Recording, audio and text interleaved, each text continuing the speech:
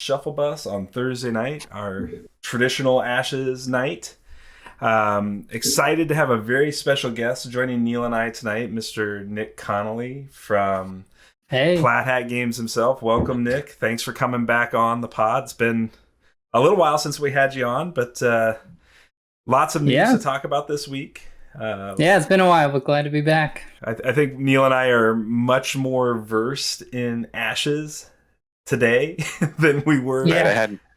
I wasn't like 5 games deep like the last time we talked. Yeah. So it was great to get a chance to talk to you so early on when we were getting interested in Ashes, and for you to come in and spoil back then. And now we're here to talk about the end of a preview season.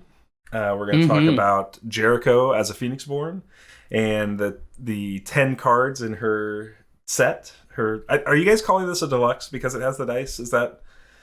Yeah, Okay, deluxe okay. expansion. I didn't want to use the wrong terminology for sure, so I just wanted to make sure. So deluxe expansion for Jericho is coming out, I and think Nick's video is frozen on the stream. is it? Uh-oh. Oh no, did we? Ruh-roh. Not to just derail everything, but He did it. I wonder why. Strange. Let me try one other thing. We'll try to fix it on the fly here. All right. now it looks something else. Yeah. Let's do this. Get like the top of my head. Oh, there's me. I'm going to do the old trick that I did with Transformers when we were live streaming Transformers, and I'll just drag this over and I'll kill the other Discord. No, not that one. Which one is it? Okay, it's this one. Cool. Also, so you guys are just going to be right over the top of Jericho's head, unfortunately, but that's okay. She'll be all right. Mhm. We just decapitated Jericho here. So, transition. There we go. Okay, so try this again. Technical errors aside, but And now it looks good. okay, cool. I'm glad it's working. You should have centered one of us, so one of us is like Jericho's head, but the Well, if anybody's gonna be Jericho's head, it's gonna be Nick. But yeah, so we're excited to talk about this set. Neil and I have just started exploring the cards in this set on stream. We had a couple of matches over the last few weeks.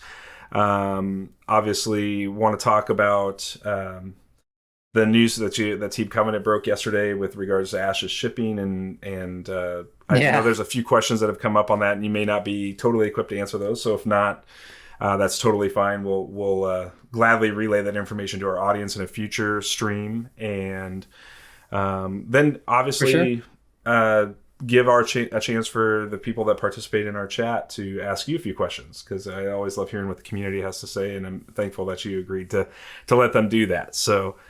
Totally. Yeah. So let's get started. How's things been at Plaid Hat through COVID and obviously lots of delays since the last time we spoke. I mean, everything we were talking about, things coming in November.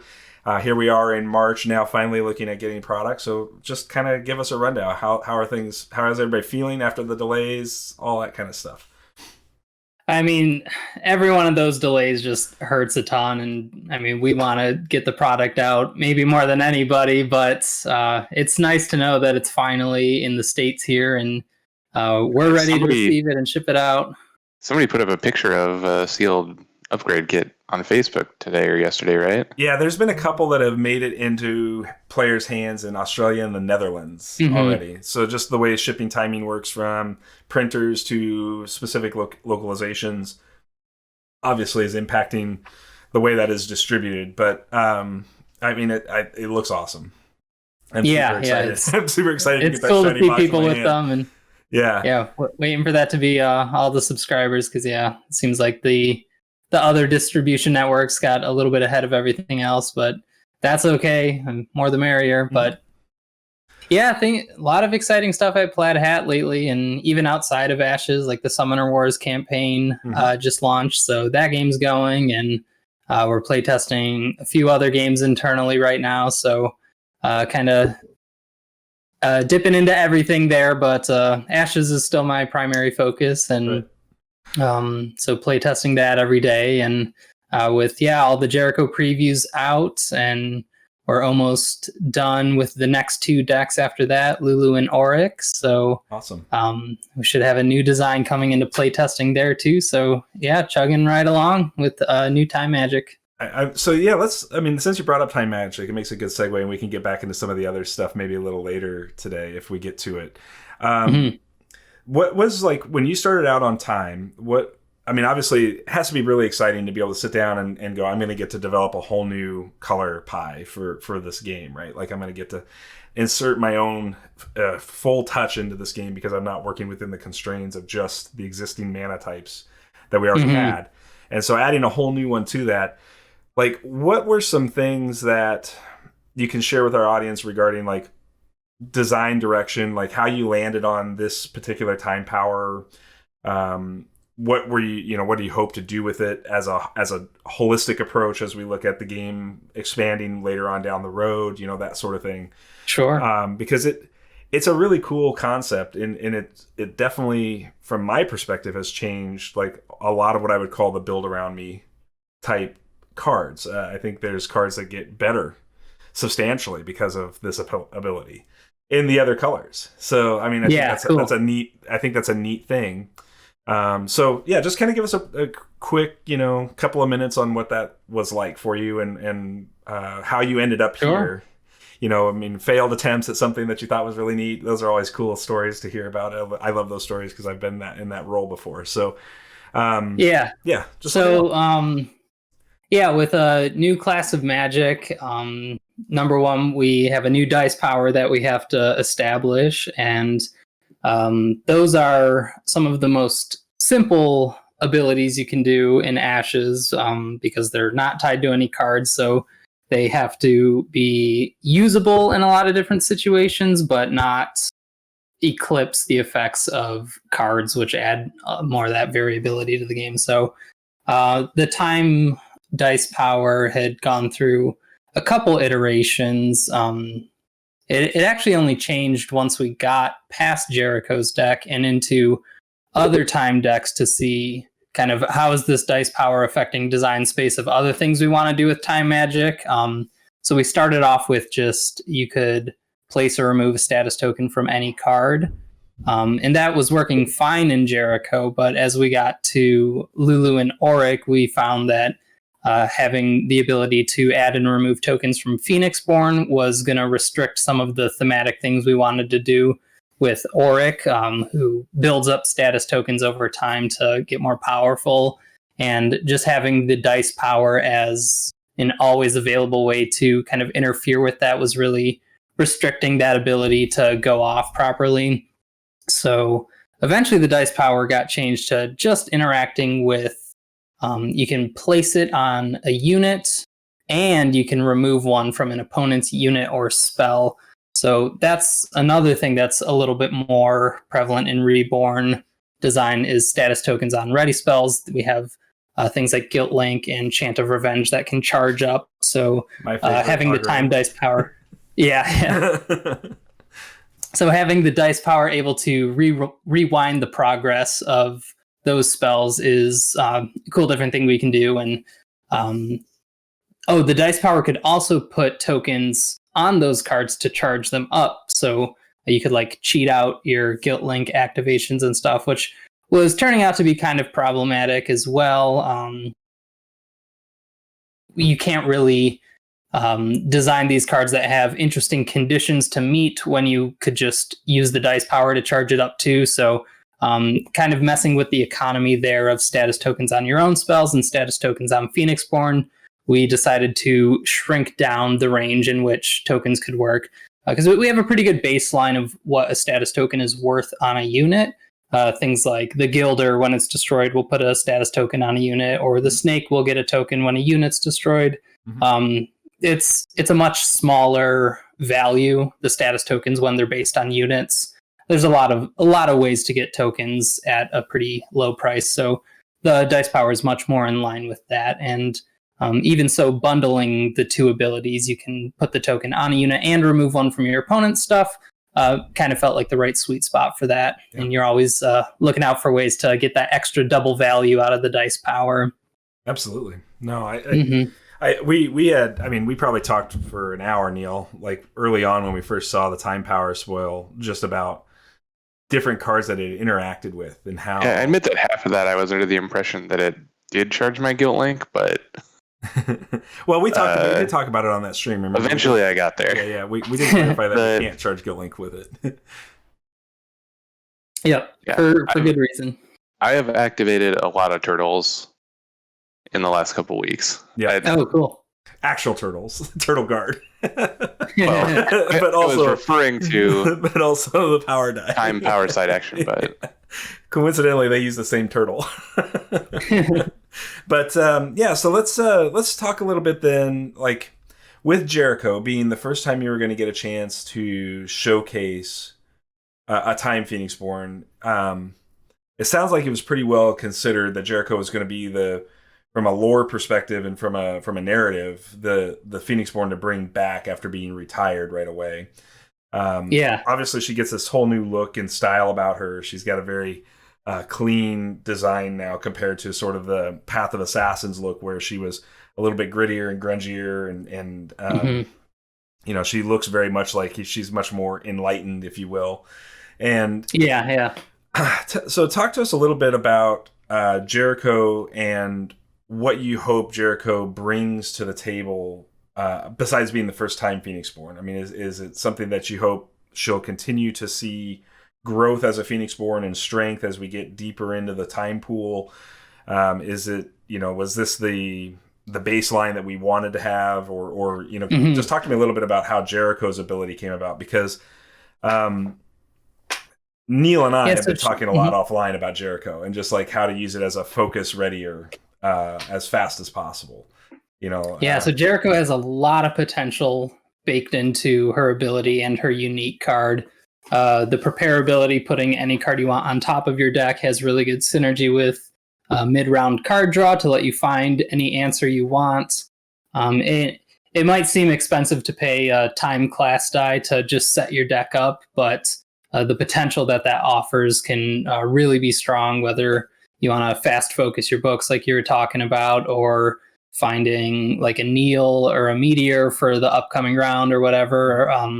That flexibility and certainty that you can get with prepare was really strong. And I also wanted Jericho to use time class as her abilities activation to give people a reason to use time magic with the new character. I think it might have felt a little weird for her not to specialize in the debut of this magic. So finding an ability that was worth a class die can be a little hard on Phoenixborn.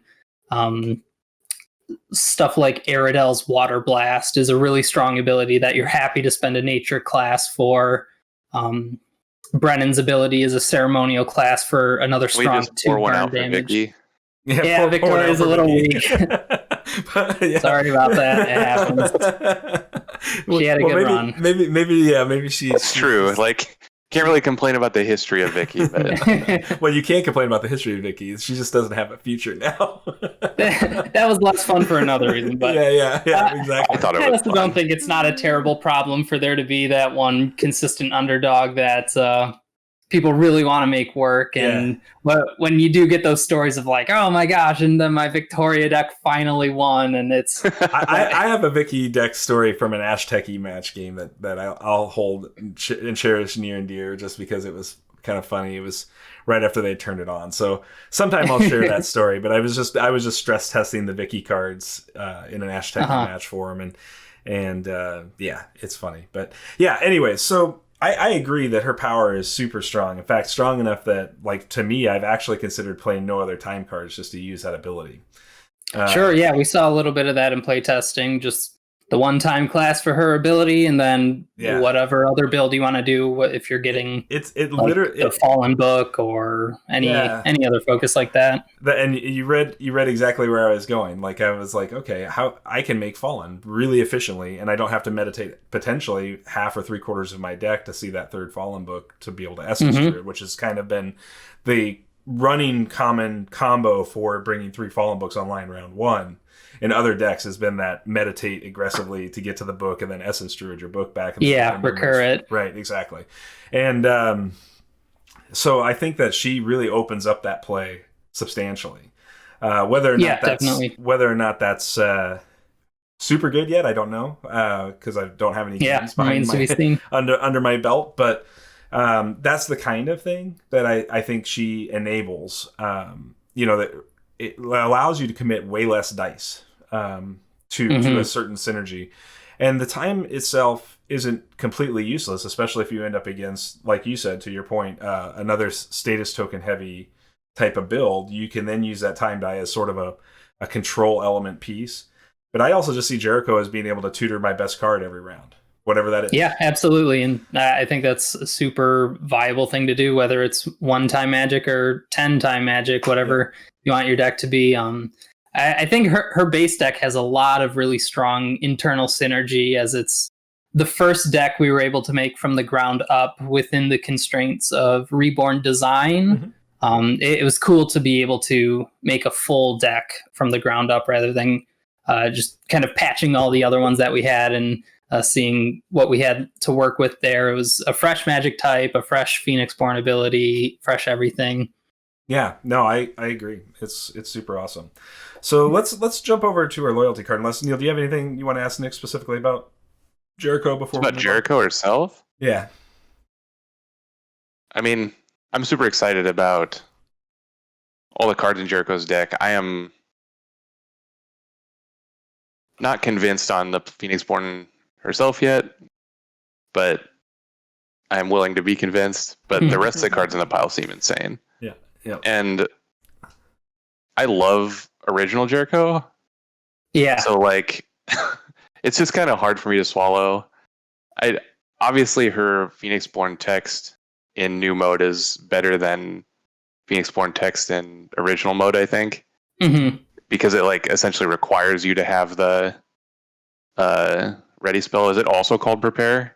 Yeah, so that's a little Easter egg where that came from. Yeah. The ready spell prepare used to tuck extra cards underneath her, and then she could slash those or heal with them. And her old loyalty card was just like my favorite card to play. Double Edge was super good. Yeah. So that kind of fits into the area of just cards that are super good for free, and those have been problematic for quite a while in the game. Right, like 100 reasons. The signature one of Jessa that was just super good. So yeah. I think Jessa's Fear and the Double Edge were both sort of some of the issue you had with old Ashes, just where it sort of shoehorned you into only a handful of real choices, I think. And nothing felt better than playing a Double Edge and discarding a New Ideas and more free stuff. You discard that New Ideas and it turns into two new cards. It's like a draw 4, deal 2 for no actions and no dice or whatever. That's pretty good. It's pretty good. I like paying nothing to deal a bunch of damage too. Yeah, exactly. So I love the pile. I'm willing to be convinced on Jericho because obviously her text to me feels like, and I had this discussion with Jesse a couple weeks ago about the card Accelerate, where I think like the ceiling is really high and the floor is really low. Like if there's a combo deck that's good, it's bonkers. And most of the time I don't like playing with 9 dice. Sure, yeah. Spending that one to prepare. Yep. Right.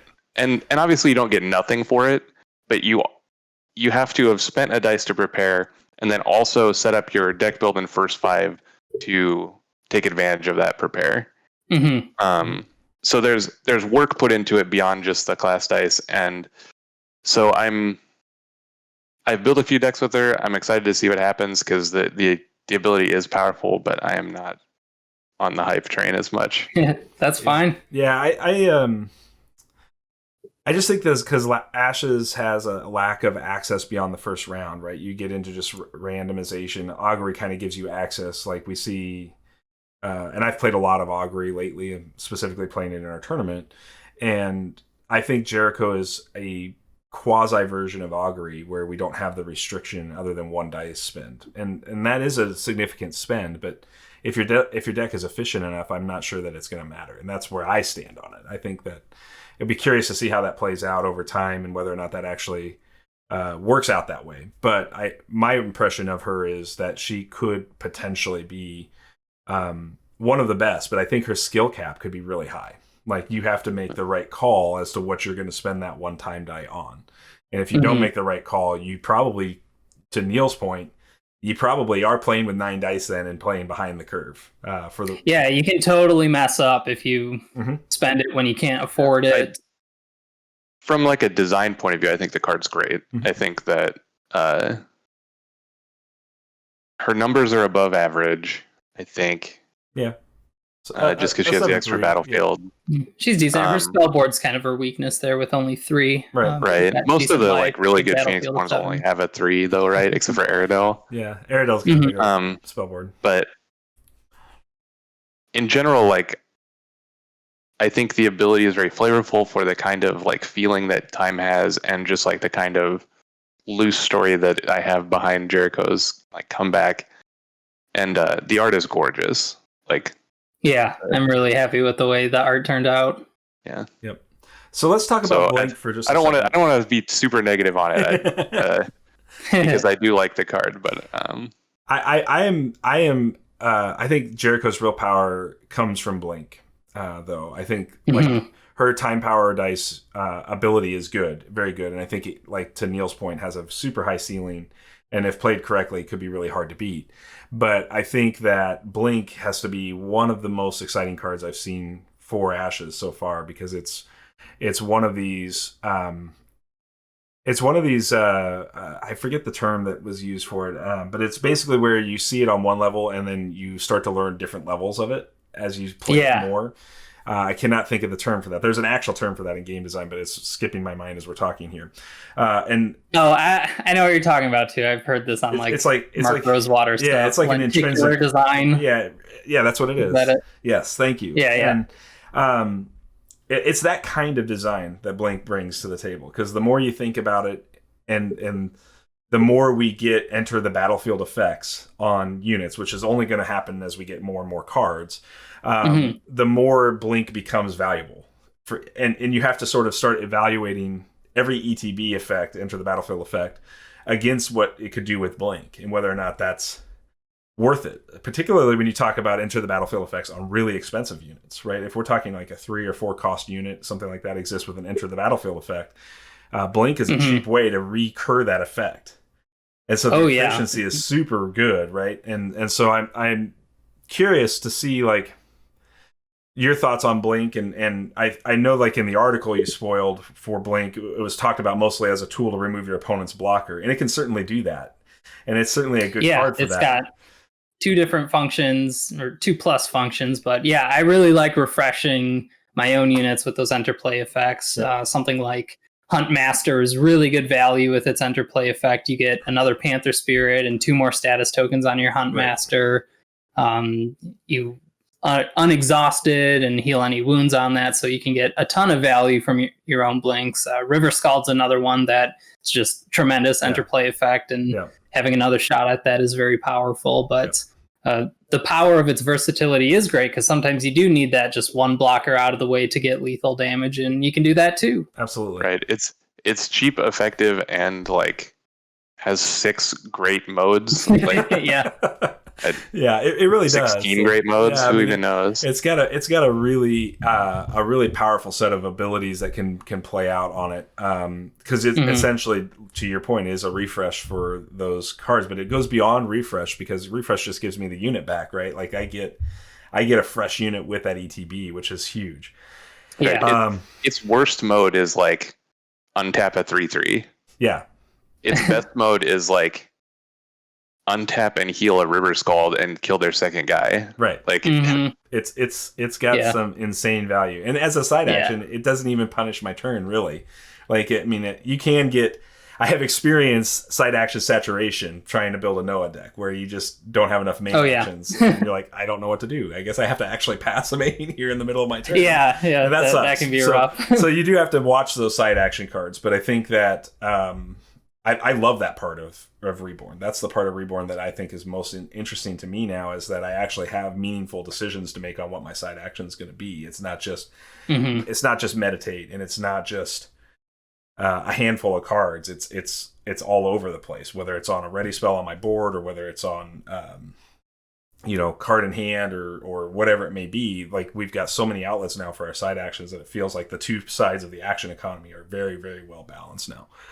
Cool. Yeah, so I think Blink is a good example of like what I want to be doing, right? As I want to be using side actions to get value, and that's a way to get value. So yeah, I think it's awesome. Speaking of side actions, that's a big specialty of Time Magic, and as we were kind of carving out what should be the primary functions of Time Magic as things that other classes of Magic haven't done yet or haven't done quite to the peak power level, I think action economy is something that Time really specializes in, and Accelerate is one of the big cards for that. It's with Reborn changing the way side actions kind of flow. Ironworker in 1.0 actually had to be changed. We found that just the ability to stack up side actions on this basic only unit was just too strong, and those basic only cards can be a big problem in open deck building games where if the neutral cards are so good, then everybody plays them, and the game can kind of centralize around those. So yeah, Ironworker got a change for that, but we see this multiple side action ability come back in Time Magic, and it really pays off with these cards like Accelerate, which really boost your action economy. It gives you 2 side actions on the turn, plus some dice fixing to go with it, which could kind of be a third side action if you were looking to meditate as well. So things like using Accelerate to get a divine power and play Immortal Commander and buff your whole army for 1 and then attack in a single turn from hand is like kind of one of the high ends of what just a simple ability to have an extra side action on your turn can really unlock like that. Absolutely. Or chaining multiple accelerates into itself. Yeah. Right, which is very easy to do with the Jericho powers. Yep, that's right. And Accelerate's one of those key cards that gives you that 1 draw to get whatever you prepared to the top of your deck with Jericho. Always be on the lookout for any ways to just draw a single card efficiently. Can really smooth out the use of that ability. Yeah, I played an Accelerate deck 2 or 3 weeks ago. I don't think I was maximizing the potential of Accelerate by any stretch, but I was also just looking at, could I create consistent potential with it, right? Where it was like not shooting the moon. Like, I love shooting the moon too, but like, I'm not going to always live in Magical Christmas Land. So what are some like regular places of operation it can exist? And it was in an Aerodel deck and playing Time Hoppers, and you can get a lot of Time Hoppers off with Accelerate if you have it set up correctly. True. And like being able to accelerate and strengthen and do some of those things all before you declare a main action attack with a wide board, those are all really, really extremely powerful things to be doing. And a lot of the game really revolves around knowing the maximum potential of what your opponent can do on their next turn, whether it's a side action to ping a unit, main action attack. Accelerate can just change those fundamentals, and suddenly they're out an extra blocker and you have 2 extra units, and it's that those momentary bursts in tempo can really change the way combat plays out. And absolutely, I've been really happy with Accelerate, and there's plenty more Time Magic cards to come that will be competing for those side actions, and Accelerate can really smooth that out. Yeah, I think it almost has to happen, so it makes sense that it's in Time, and that it's accessible by Time, but there's still lots of other colors that benefit from multiple side actions as well. And I still think there's a lot of room to discuss, like, you could see a couple of seeds of aggression, or not seeds of aggression, but adrenaline rushes. Like, if that was set, right, and all of a sudden your 2 biggest threats are unexhausted and ready to attack again. I mean, there's just so much opening sort of stuff that can happen just depending on cards in hand, and the fact that Jericho can, to Neil's point, smooth that out and build the combo the way you want, and the fact that you don't have to reveal that with Jericho means you're not really showing your hand like you would if you're having to do a normal fetch, like an open memory style fetch for for an adrenaline rush or whatever, that kind of right. Yeah, some tutor effects make you reveal the card, and then the secret's kind of out there. But at least they start to suspect something's up, right? Whereas this is they don't know what you grab with Jericho ability. So, I think those things are all really cool, and I think that Accelerate as part of that suite is really fun to kind of consider how it plays.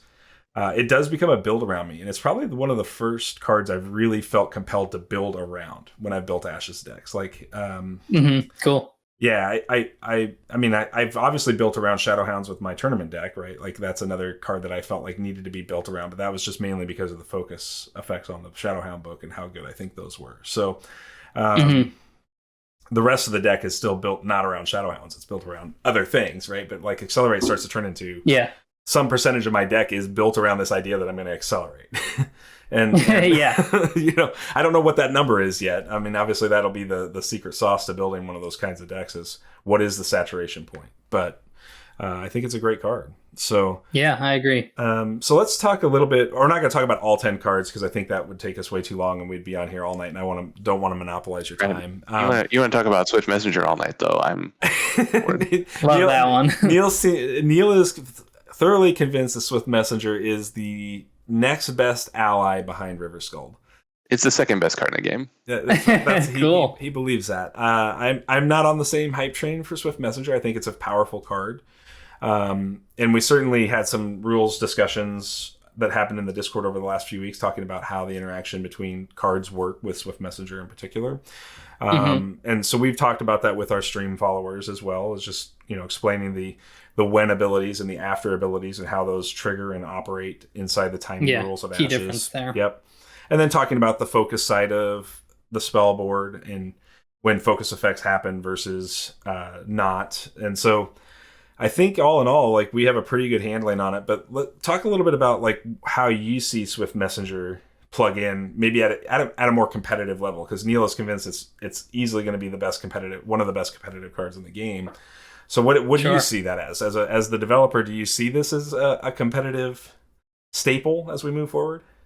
I run a lot of it in my Time Magic decks. I think it's a really good role player. One of my favorite places for it is with mounts, where your opponent summons a unit, and then on their turn you set up your one ally, and then on your actual turn you can side action mount it up with like Cerosaurus and then attack right away, so it can be a big surprise damage and way to build your board quickly without leaving an ally out vulnerably there. I think card draw is super good. It's another one of those single card draws for Jericho's Prepare in the Precon or with Jericho.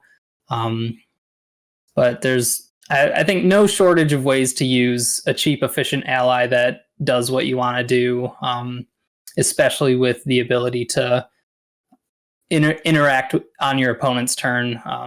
Some units like Summon Sleeping Widows, when those come into play, you could get an extra blocker with the Swift Messenger and stop one of those widows from getting through, which tend to appear out of nowhere and swing in for big Phoenix-born damage. So it can play a lot of roles. It's easy to weave in.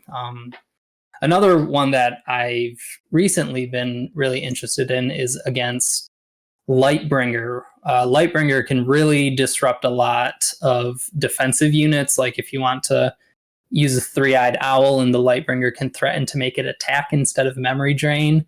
When that Lightbringer comes out, you can put down your Swift Messenger, and as long as they don't ping it away with the rest of their turn, then your Swift Messenger can be the unit that's eligible to attack. And with the Lightbringer being a 1/1 and the Swift Messenger being a 1/1, you can target their Lightbringer for the attack and like pressure their Phoenix-born Guard, or it's just a nice check to kind of the pressure that Lightbringer is putting on some other units. So if I see Divine Magic, I'm looking to maybe include that Swift Messenger in my first 5, and especially if I kind of have a lower cost in my opening hand for whatever strategy I want to do. Maybe drawing that extra card can help bump my opening hand cost up to 10. Sure. Yeah, absolutely. I think the card is great. Personally, I'm not on the second best card in the game plan yet, but I think the card is good. I think it's situationally, to your point again, like Lightbringer is a good example of where, it's sometimes really hard to deal with Lightbringer. Like it can be very difficult. There's only a handful of units that are really prepared to deal with Lightbringer, and even those require traditionally action from your opponent, like an attack. And if they summon the Lightbringer, I'm specifically thinking like Shadowguard, you can't bring Shadowguard in to be the attacker for you at that point, right? So there's just not a lot. I mean, the only other options you have are things like Light Swordsman as a side action, or Noah's Wolves as a side action, or Time Hopper as a side action. Those things will get you around a Lightbringer, but otherwise you're probably attacking with something on your board. And sometimes you're not ready to. That's right. So I mean, that's the thing about Lightbringer that makes it such a great control card. And I would agree Swift Messenger is really well positioned to fight a Lightbringer, which honestly is probably not a bad thing at all to have. I think it's a good check there. So also just like there's just no juncture of the game, or at least like an extremely low percentage of times that you're unhappy drawing Swift Messenger, right? Like it's such a safe card at all phases of the game that like it's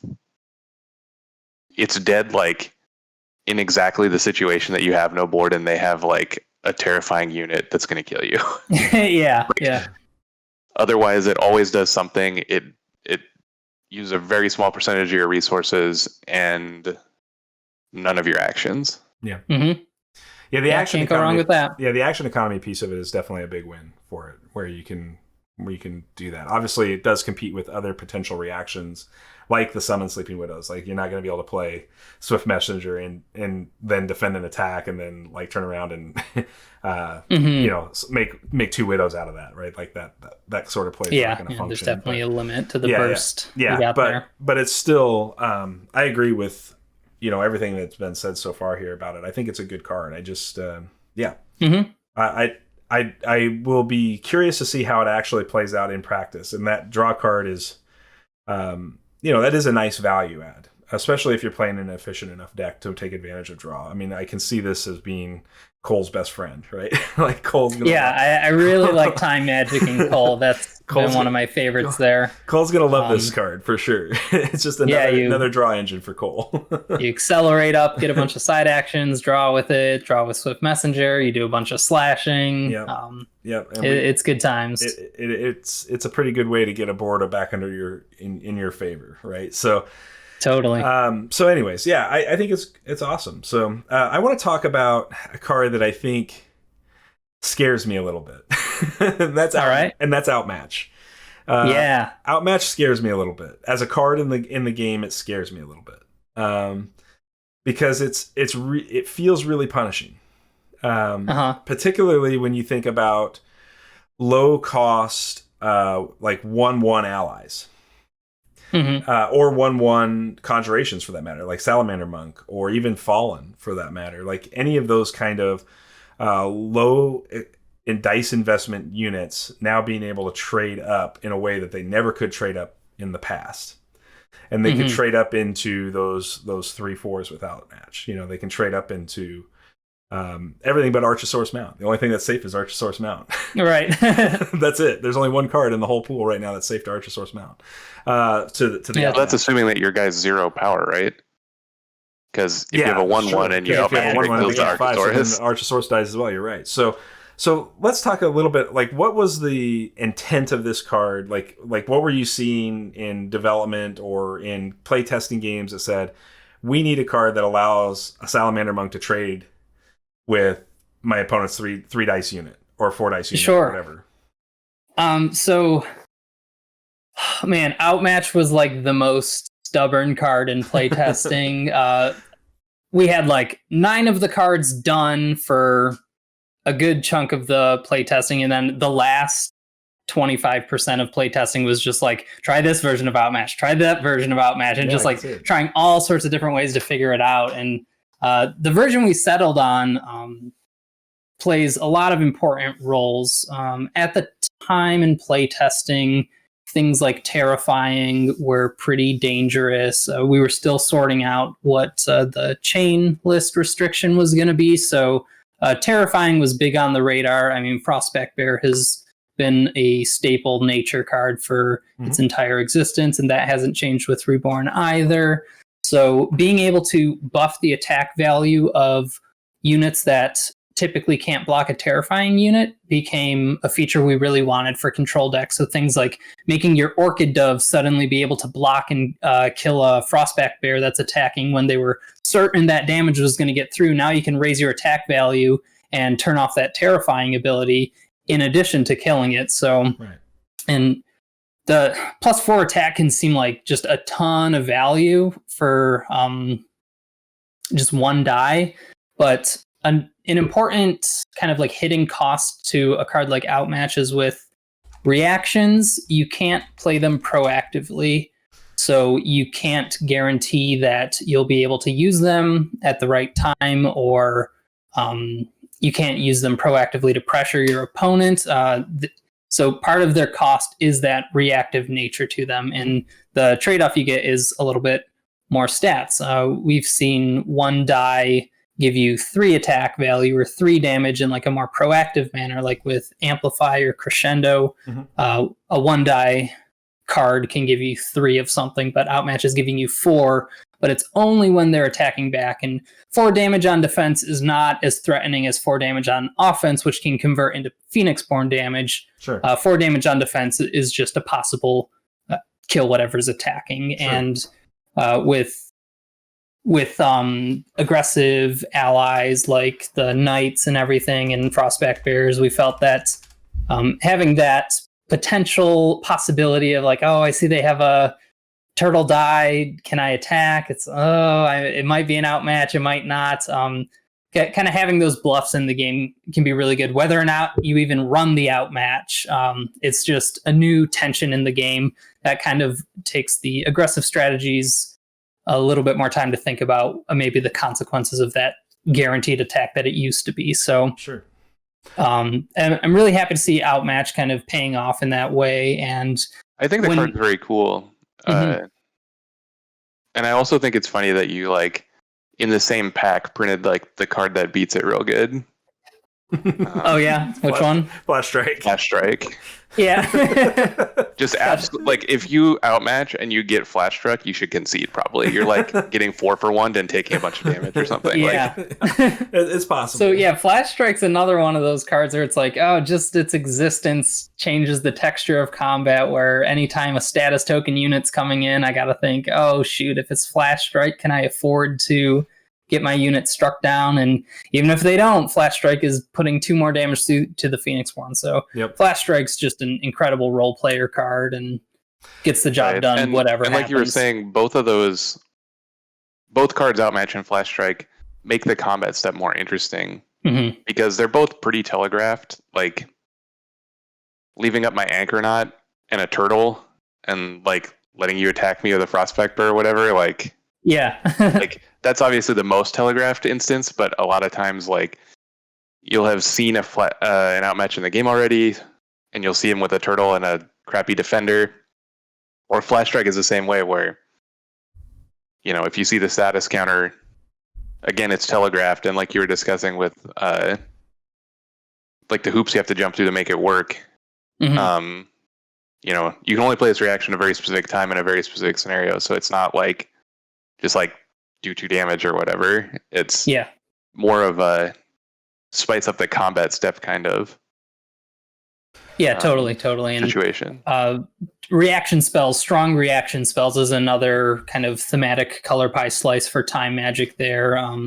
It would be maybe a little rare to see something with the power level of Flash Strike in another color at reaction speed. So you can always expect time magic to kind of have the edge when it comes to reaction cards there. And so just something in general with like the reactive ones like Outmatches.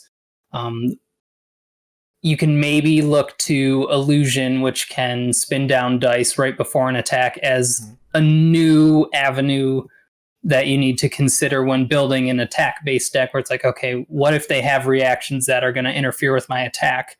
there is a die color that can affect that.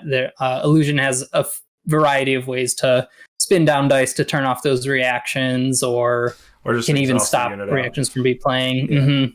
Yeah. Mm-hmm. Yeah. No, so while it might seem unfair that like Outmatch can trade against anything, it's like there's other tools we can maybe explore. Absolutely. If that's gonna ruin your combo. I think Outmatch is great because Outmatch is like copies 4 through 6 of a card that already exists in Two Shadows, like really similar. Sure, yeah. But specifically to that role that you were talking about with the terrifying units, like it answers like, I guess what people would consider like the cheesy massive growth attacks or whatever. Mm-hmm. Totally. It just allows you to at least put a chump in front, right? Yeah, it's like a Two Shadows that like actually hits Frostback Bear, and I think that's very. And once the massive growth falls right off, now, then the bear dies. So yeah, you still get the bear eventually, right? So you just hope they don't have a refresh on the bear at that point. Yep. So there's always stuff. There's always stuff. Yeah. So let's. I want to be respectful of your time too. I don't know how late you're willing to go with us tonight, but I wanted to. I'm doing good. Okay, cool. Let's talk a little bit about competitive Ashes just for a smidge here. Sure. With a lack of known entity regarding big cons this year. Like, we don't know whether or not Gen Con is going to happen yet. We don't know whether Origins is going to happen yet. Obviously, we don't know anything about PAX Unplugged, and those are kind of the big three here in the States for board game conventions anyways. How do you see Ashes, since it's launching now, how do you see Ashes competitive kind of working this year? I mean, we've seen a variety of solutions from other entities, right, in the card game space. Like when you look at like how other companies are handling some of their organized play, are you guys considering models like that for this year? What are you sort of seeing with restrictions on meeting in person and things like that? I know it's kind of an odd time, and it's hard to launch a card game or a tabletop game in general with a competitive format, or at least some sort of competitive format, when we've got a pandemic going on right now. Yeah, nobody's going to fault you for that, but certainly it's difficult to do that under normal circumstances. Correct. Yeah. So let's talk about, like, are you guys thinking about some pivot moves right now? Is there anything you can share with us on that front? Yeah. So we have organized play products in the pipeline for being produced right now, and one of our goals with organized play kits is to make them easily accessible to anybody that wants to buy them. They can just get them straight from our store, so it's not entirely restricted to being in an area that has a store that's willing to support Ashes and has the table space for you to do that. So anybody will be able to order a tournament kit they want and can host a local event at their leisure, or whatever they're comfortable with given the current times. You could even order an organized play kit and host an online tournament and distribute the prizes that way. Kind of just making the access to the prizes as accessible as possible is a goal with our regular kits there. There's also been a little bit of planning for maybe some online leagues with different groups and offering special prize support that way too. We see, online tournament structures are really paying off for Ashes right now. You guys are hosting your own right now, and the AIL is going strong too. So there's definitely presence and interest in online tournaments, and I think that's something we could also look to support ourselves officially should our convention tournaments not be able to happen anytime soon. But we're looking to have kind of two different organized play style events out there. One would be the kits that anybody can order to host just local fun events. They can maybe have alternative formats mixed into them, just a fun way to play Ashes. But then we're also looking to host our like top tier competitive tournaments at conventions and whatnot with exclusive prize support that way. So attending cons would be something to look out for if you're looking to join in on those events. No, that's good to know. I just curious because we don't know right now, but obviously there seems to be this inkling of rumor flying around that we're not going to see an Origins or Gen Con this year. This seems to be the consensus I'm gathering from just the bubblings up on the internet, if you will, about the future of those cons for this year. And it makes sense through a pandemic. Still, we're not sure we're going to be out of it yet by the time they would come around, and vaccines may not be there yet. So I mean, and obviously those are all things that are completely outside of Plaid Hat's control. But at the end of the day, obviously we'd love to hear that there may be some official online sanctioned support. I think that's awesome. I think that's a great way to create engagement, and is what a lot of sort of your other fellows in this space are doing, is creating online engagement. Our goal within our tournaments, just for our viewership as well, is to eventually switch them over to webcam games. So right. Once people have actual cards, once we have the cards and we know they're in distribution and or readily available for all players to have access to them, whether that's through Plaid Hat site or Team Covenant or wherever you buy your products from, then it turns into, okay, let's start hosting these webcam games, which I think are going to have some challenges specifically with dice rolling. So that's something we're trying to figure out, because dice tend to want to fly all over the place. So we're going to have to look at how to contain some of that chaos that comes with just the natural opportunity of dice. But I'm just excited to know that you guys are going to be lockstep and key potentially with that on an online platform as well, because I think that's a really good opportunity for Ashes to grow and get a lot more reach, especially right now. So yep, awesome. We'll see what we can do. No, that's sweet. So any idea when the first organized play kits are going to be available?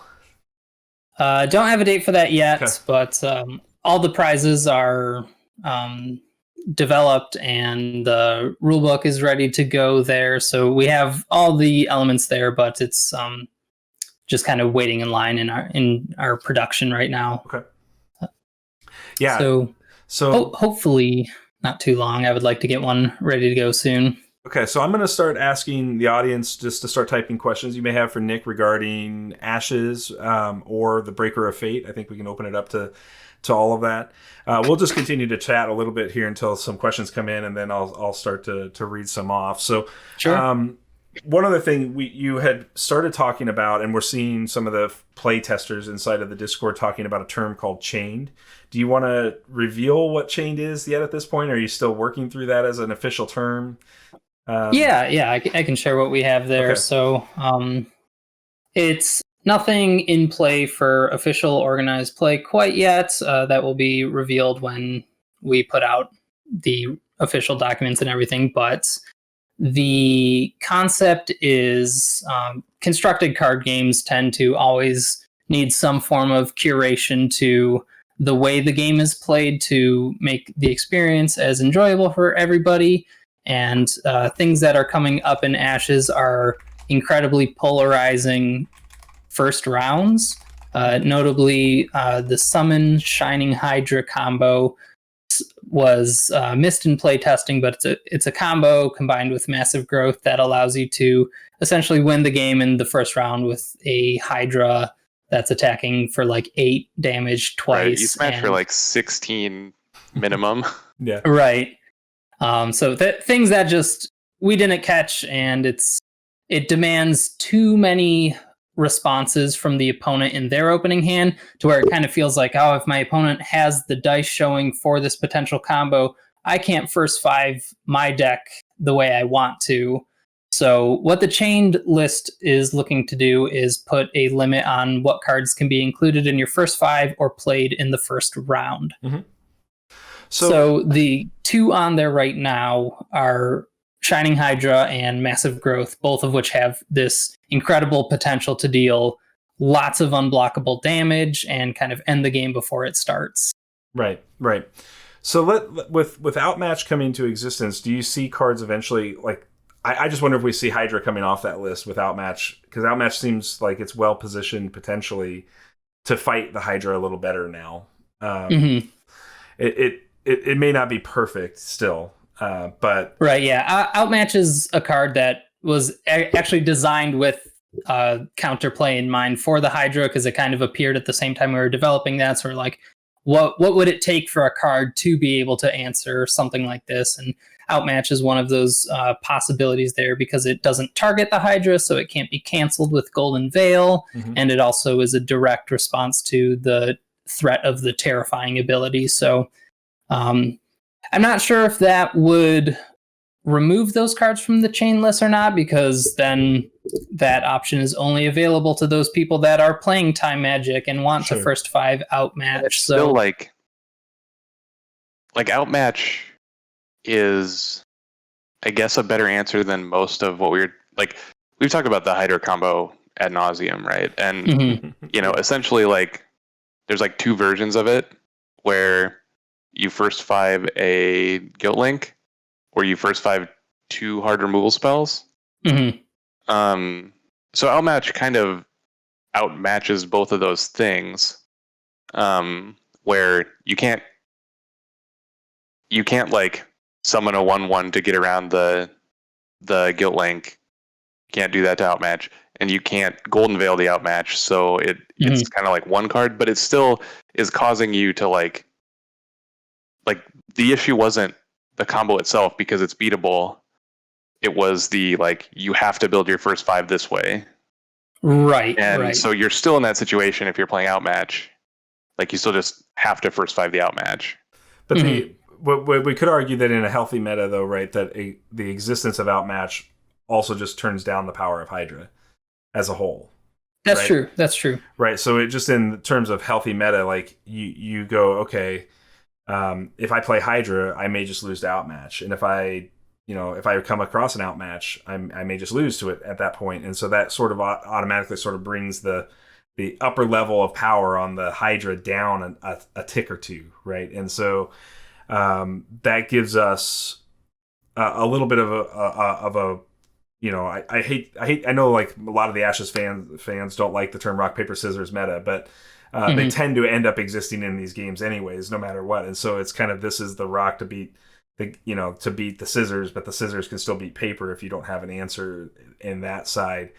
And so I just wonder if that's a thing that we're, would allow the chain. Like, is a card, once a card is chained, I obviously wouldn't expect a quick snap to bring it off of the chain list, but just wonder if is it permanently going to be that way, or do you guys look at that as a kind of a seasonal decision as you look at the card pool and say, you know what, now I think it's safe for us to unchain this, and we're going to have something else over here, but now we're, you see what I'm saying? Like, it's kind of a moving target. Right. There's kind of a push and pull to that. And obviously it would be great if the game was in a state if there just was no need for a chain list. Sure. But ultimately, I'm more comfortable with having whichever option opens the field up to players being able to play decks they want to, without having to completely dismantle their opening strategy for the possibility of facing a single counter. It's kind of just these polarizing spikes in strategy that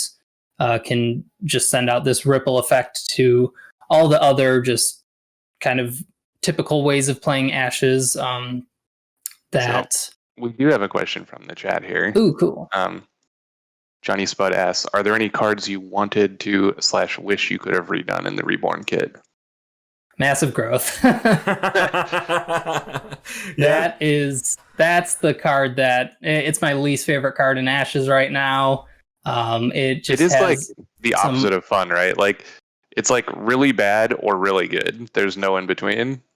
And it has some just like old school attributes to it that it would totally be redesigned if it was on our radar as more of a problem early on, as well as if we had the room to do it. We could only change so many cards to kind of keep to the goal of what the Reborn product was. So yeah, I look at Massive Growth as like the next card I for sure would have changed, and maybe there was one that we could have flipped for it, but do you think it's not the case one right now. Do you think there's ever going to be a point in time where you just say, all right, we've had enough of Massive Growth, and it just gets removed from competitive play altogether? Obviously, it can still be played at a kitchen table level, just like even if there's a chain list, they can still be played at kitchen tables. Right?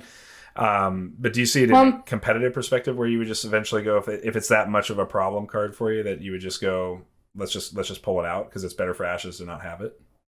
That's totally another possible way to go. And like, organized play should be something that evolves to meet the needs of the players. So if chaining Massive Growth isn't solving the problem and it's still a really bad experience to have massive growth played in rounds 2, rounds 3, whatever, then we can look to either increase the chain or ban it outright, or there's other restricted kind of lists you can do where it's like you can only include one card from this list, and maybe massive growth with its like favorite pairings like Frostback Bear or Shining Hydra. Maybe you can't include it in that way, but you can still use massive growth in a little bit more tame ways.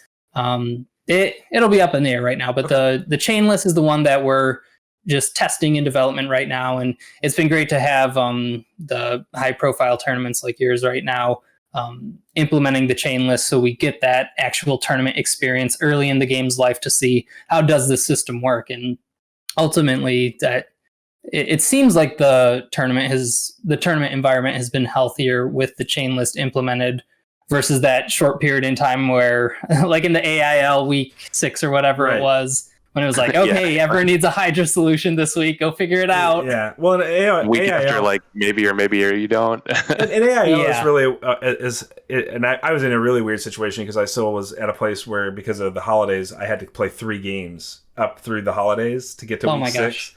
So there was a chance that all 3 of those opponents could have played Hydra. And so I was like, there's just a chance I'm going to face Hydra 3 times here, if we... Yeah. So, but I also was not, like, my deck was positioned in such a way where I actually had some answers to beat it, just inherently built into it at the time I was playing a Herald list that had those options. Was it...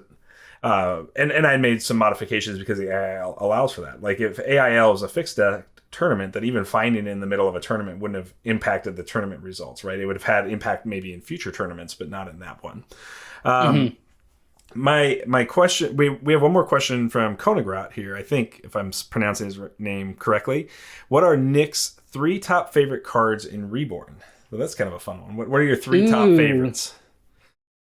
I really like the new Squall Stallion. That's just kind of the pet deck that I'm always trying to refine a little bit. And they start off as 0/3s, and you really got to put a lot into them to make them work. But gosh, they're a fun card when they pay off. And that Squall Stallions have a history in 1.0 of being another like super combo heavy deck where you could find ways to draw several cards in a turn and swing with massive stallions. And while the combo doesn't exist in that way anymore, I still really like all the things they're doing where you're drawing cards and then putting them back in your deck to buff them up. And Accelerate is a card that is a great pair with the Squall Stallions. You get extra card draw, extra actions to buff them up with their Torrent ability, and they even have that immunity to reaction spells from your opponents. So there's some nice safety there against like figures and fog. You can still get outmatched. Yep.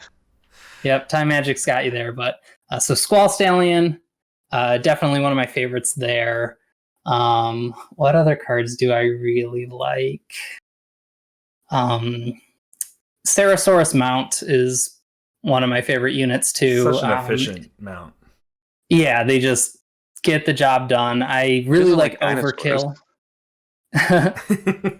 Dinosaurs are sweet. They're great. Yeah, I played it against dinosaurs in the first 2 rounds of our tournament and lost both of those games. So there's something to them for sure. They're pretty good.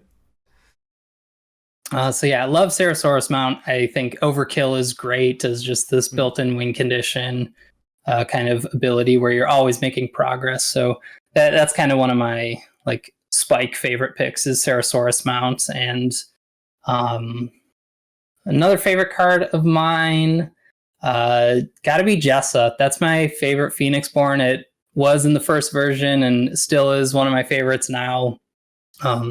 I think Screams of the Departed is just another really great ability where you can always rely on having a source of damage. Her low battlefield does make it a little bit harder to contend in Reborn now, but Screams is still good, still strong, so I really like that one. That's another Phoenixborn I've played very little of. I've played it a few times, and every time I've played it, I've lost with her. And I think she's got a really, really a specific set of skills. You have to understand how to use her.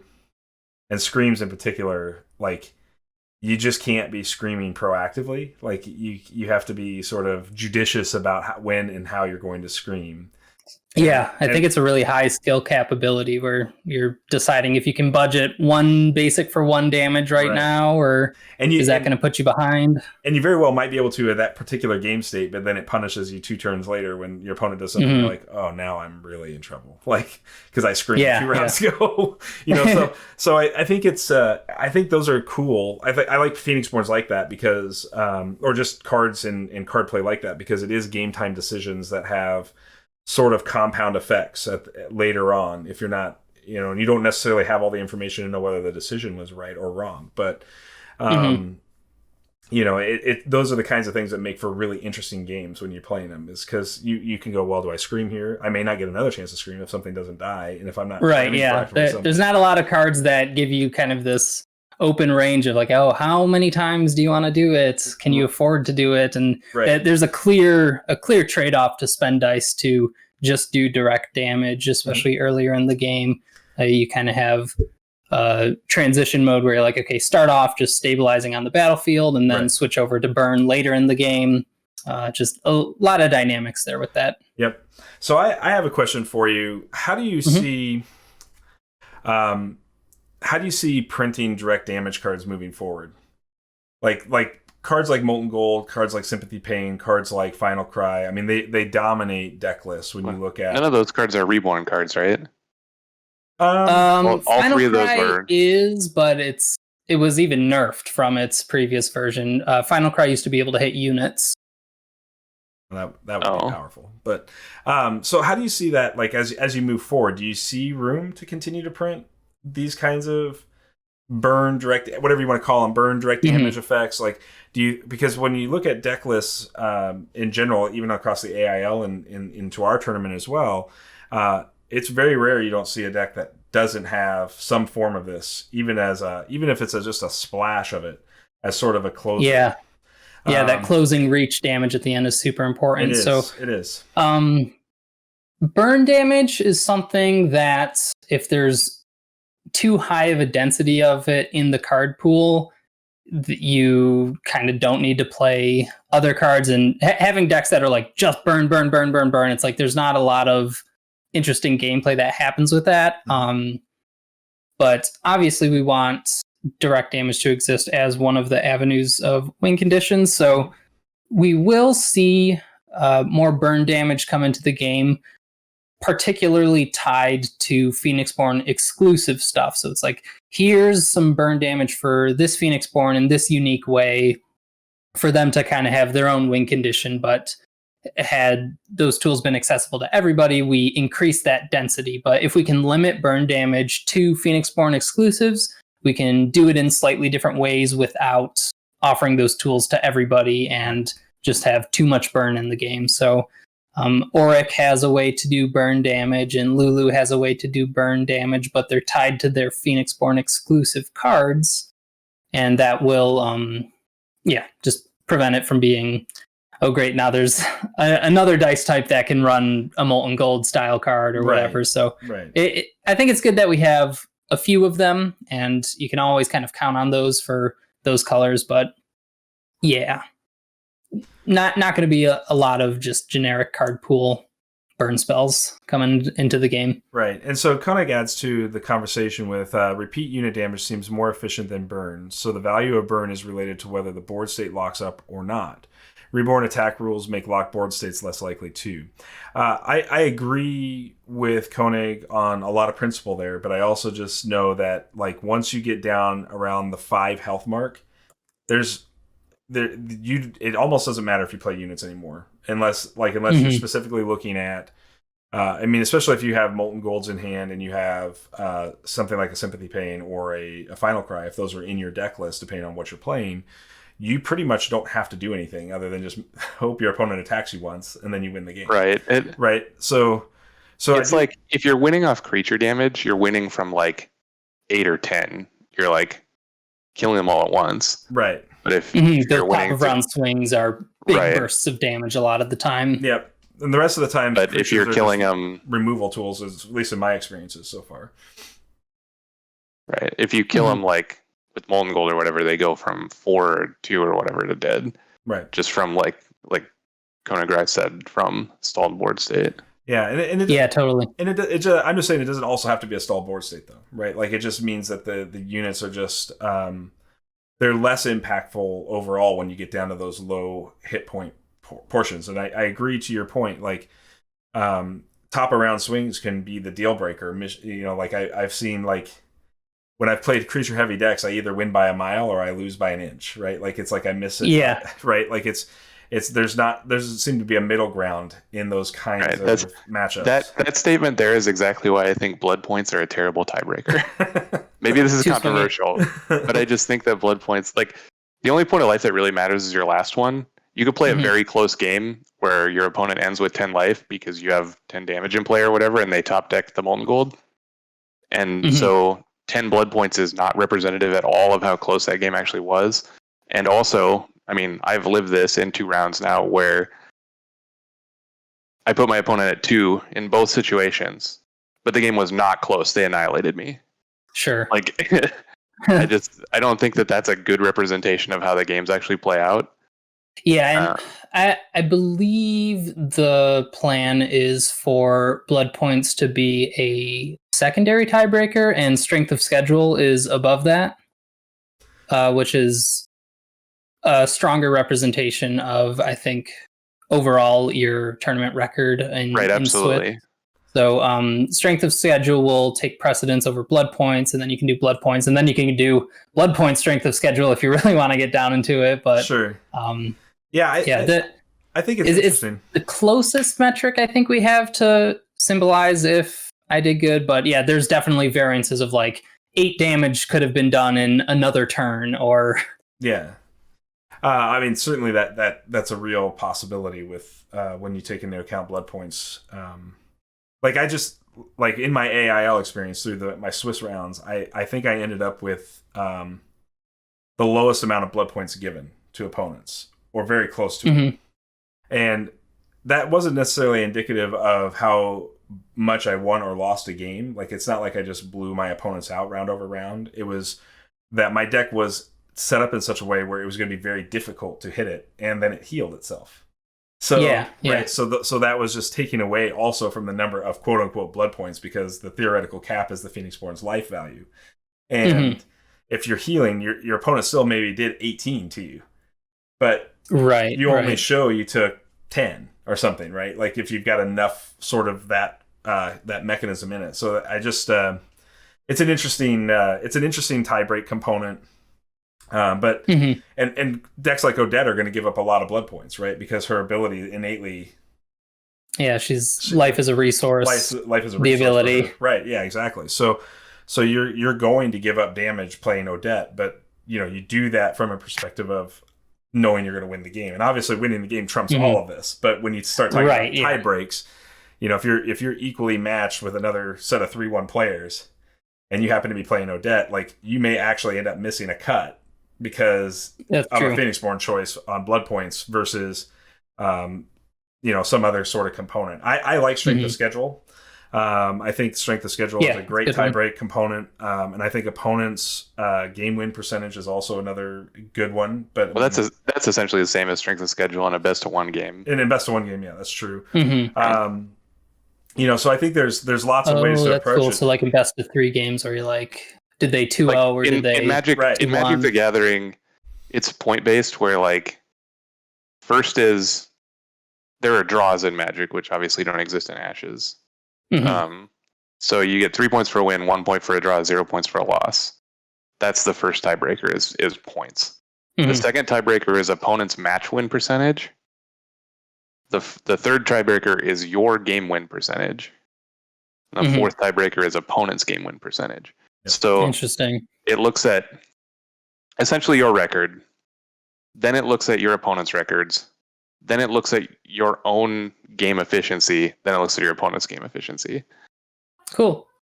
Yeah, that's a nice way to make every game count. I think we're not giving up a single game in the middle rounds is a nice. But obviously that's not applicable to a best of 1 game. Right. Yeah. Not having draws makes that a lot less important. Yeah, draws were something I was really adamant about trying to get rid of. I think draws in a best of 1 game are miserable. Yeah, it blows up your record. Like it's like this is a loss for both of us, Right. really. Right. When you're talking about top cutting or getting in the top 4, whatever, depending on your tournament size. The only time the draw is positive is when you're both like the undefeateds and you just like draw into top. Right. Yeah, and then it's like, okay, no, that's not even playing. So Taj is I'm not sure if this is actually a question, but it's kind of a comment. He's going, I'm not sure if the game is to blame for some of the long play times. In my general experience, I'll answer this really quick, Nick. You don't have to. In my general experience, we've had only a handful of games that really turned into marathon games. And in both of those games, in my opinion, where they got really long, neither one of our decks were actually doing anything that works, right? Like we were both like in one of Neil and I's matches I even posted on YouTube is like the Never Ending Ashes game as our because it was like an hour and a half game, and basically it was just the fact that neither one of Neil's deck, my deck, neither one of them was doing something proactive that could actually win the game. It was just playing reactive, and I think that's a trap you can fall into in Ashes. And if two players fall into that, then I agree. At least especially when you're inexperienced in Ashes, like yeah, hey Josh. Good. Thanks for stopping by. The things that actually win a game of Ashes are not obvious to a new player, I don't think. Like, no, it's hard. Like the very basic like attack with guys is something you understand, but the way the game actually ends is very different than how you think it's going to be. It's true. And I admit that 2 of my 3 Shuffle Bus tournament rounds have gone to time, played for over an hour. I mean, think... and my deck specifically is not very aggressive.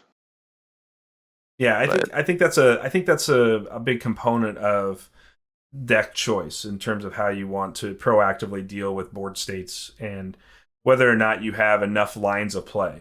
That's, I think, another component of it is understanding that your ready spells are part of your lines of play, and so they effectively extend your hand, and you have to decide, like, from cards in hand and ready spells in play, what is the correct order and sequencing based on what your opponent might do.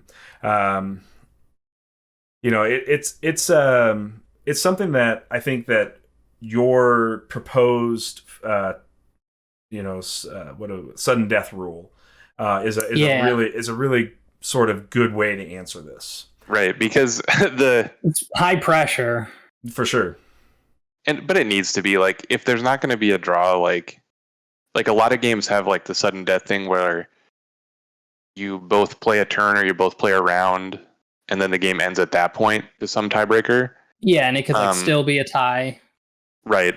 But that feels bad too. I mean,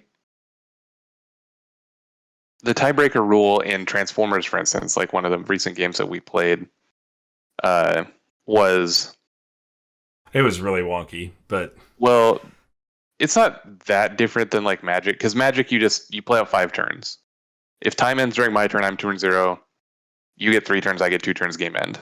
But there's draws in Magic, so it's possible for that game to end in a draw. In Transformers, it was very similar to that, where essentially both players played out the remainder of their actions, and then it went to like total damage dealt, and then it went to something else, and then it went to each player like flips 5 cards off the top and plays war. Oh my gosh! What?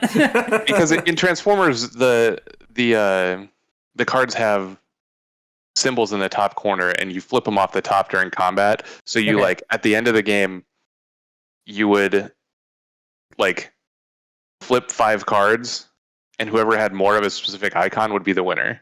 And that was like the end all be all tiebreaker, and I only saw it happen once. Yeah, it happened. It was funny, but when it happened. Taj says he's more it's stuff like that. It's all, if there's not going to be a draw, it has to be something you can complete quickly, because even doing that, which I did in the first round of our tournament, we did that. We didn't do it exactly right though, because not exactly right, but very similar. Yeah. Should we say what the rule is? Just for clarity? Yeah, we can add clarity to it. Right. That's a good idea. Yeah. So the sudden death rule that we have planned for now is once time is called, whether that's 50 minutes, 60 minutes, starting with the next player's turn, you discard 2 cards off the top of your deck, and for every card you can't discard, you put wounds on your Phoenixborn. So you're taking effectively 2 burn starting with your deck until the game ends in its natural state. And this lets people play out those games where it's like, oh, I just need to get to the top of the next round to do my swing to win the game legitimately, but maybe if my deck is low, I might take that burn damage before that happens. But it should allow for games to reach their natural conclusion, right, and with this added pressure of just like, it's going to end soon. Mm-hmm. Right, and it does end quickly, because even playing the way that we were playing it, because we misunderstood and we put in the rules document, but have since changed it, was that it only happened top of round that you did the milling and the prepare phase. But even doing that, the game ended very quickly after. Yeah, that's good. After hitting the time limit, and in a lot of situations, because that is the rule, it will end in concessions. Like, sure, we're like, it's like very obvious sometimes that like, oh well, you have 10 cards left, I have 2 cards left, the board's pretty clogged, like I'm obviously dead to this. Yeah, and the reason I wanted to involve the deck as kind of a counter for that is because I look at the win conditions of Ashes with the damage trinity, which is you can do damage on the battlefield, you can do it with burn damage, and you can do it with fatigue damage. And you're gonna win the game through one of those, maybe 2 of them, maybe 3 of them. But this sudden death respects the progress that the fatigue style players have made throughout the game, where if you take a classic matchup of like aggro versus control, the control player's life total is going to be lower, the aggro player's deck is going to be a lot lower because they're meditating and their opponent's milling them. So both players have made substantial progress at that point, and dealing damage from the deck then to the Phoenixborn kind of respects both of that and converts it into kind of this singular metric for measuring who's progressed the closest. Absolutely. Yeah, no. And we saw a similar thing happen last night where we didn't hit fatigue, but where Neil ultimately was able to beat me just through a control list that wasn't really attacking me, but got me into fatigue damage very quickly. And then once I was fatiguing, there was just no way I could win.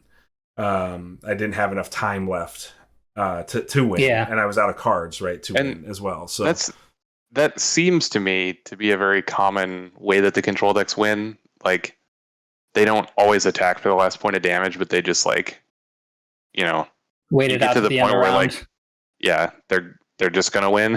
Yeah, it's like a certain level of inevitability to it, right? Like, totally.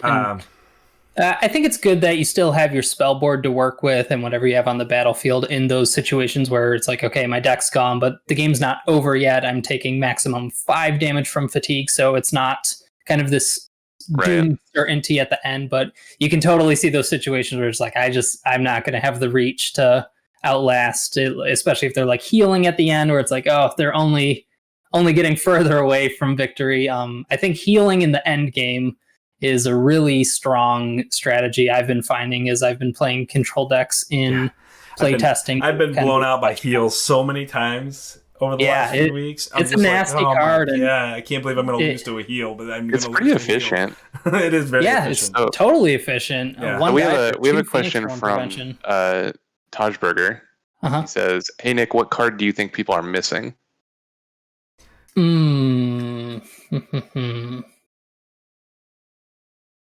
Gosh, I feel like I'll add one while I'm the one missing the cards. Yeah. People have been playing so many cool decks, and I'm just like, I can't believe that. Well, one card that I really underestimate is Immortal Commander, and it took getting bopped by that several times to really understand the power of that full board buff. So I think there's a lot of decks that can benefit from Immortal Commander to deal a lot of extra damage, and just putting down that 1 die 3 health unit, it's like, that's a big unit. And it's extremely action efficient too, right? Like, Yeah, you weave it in with side actions. It totally fits into just a quick develop your board. Try and Kill Me says body inversion, the secret tech.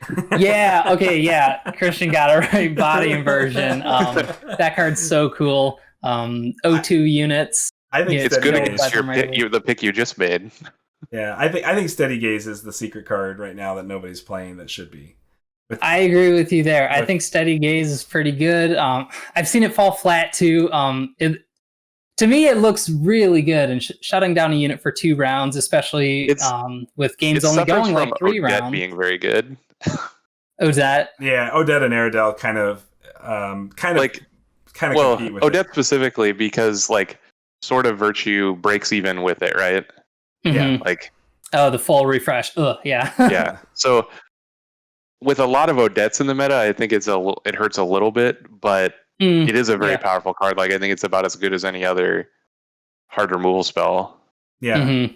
What I particularly liked about Steady Gaze, and I'll admit that like Steady Gaze through the Ashteki tournament when we were doing that was one of the only sort of actual kill spells in the game. Like there's Fade Away because you're just dealing with just the core set in that tournament, but and there was Phoenix Born Fear, right? Jessa had Fear as a kill spell, of course, but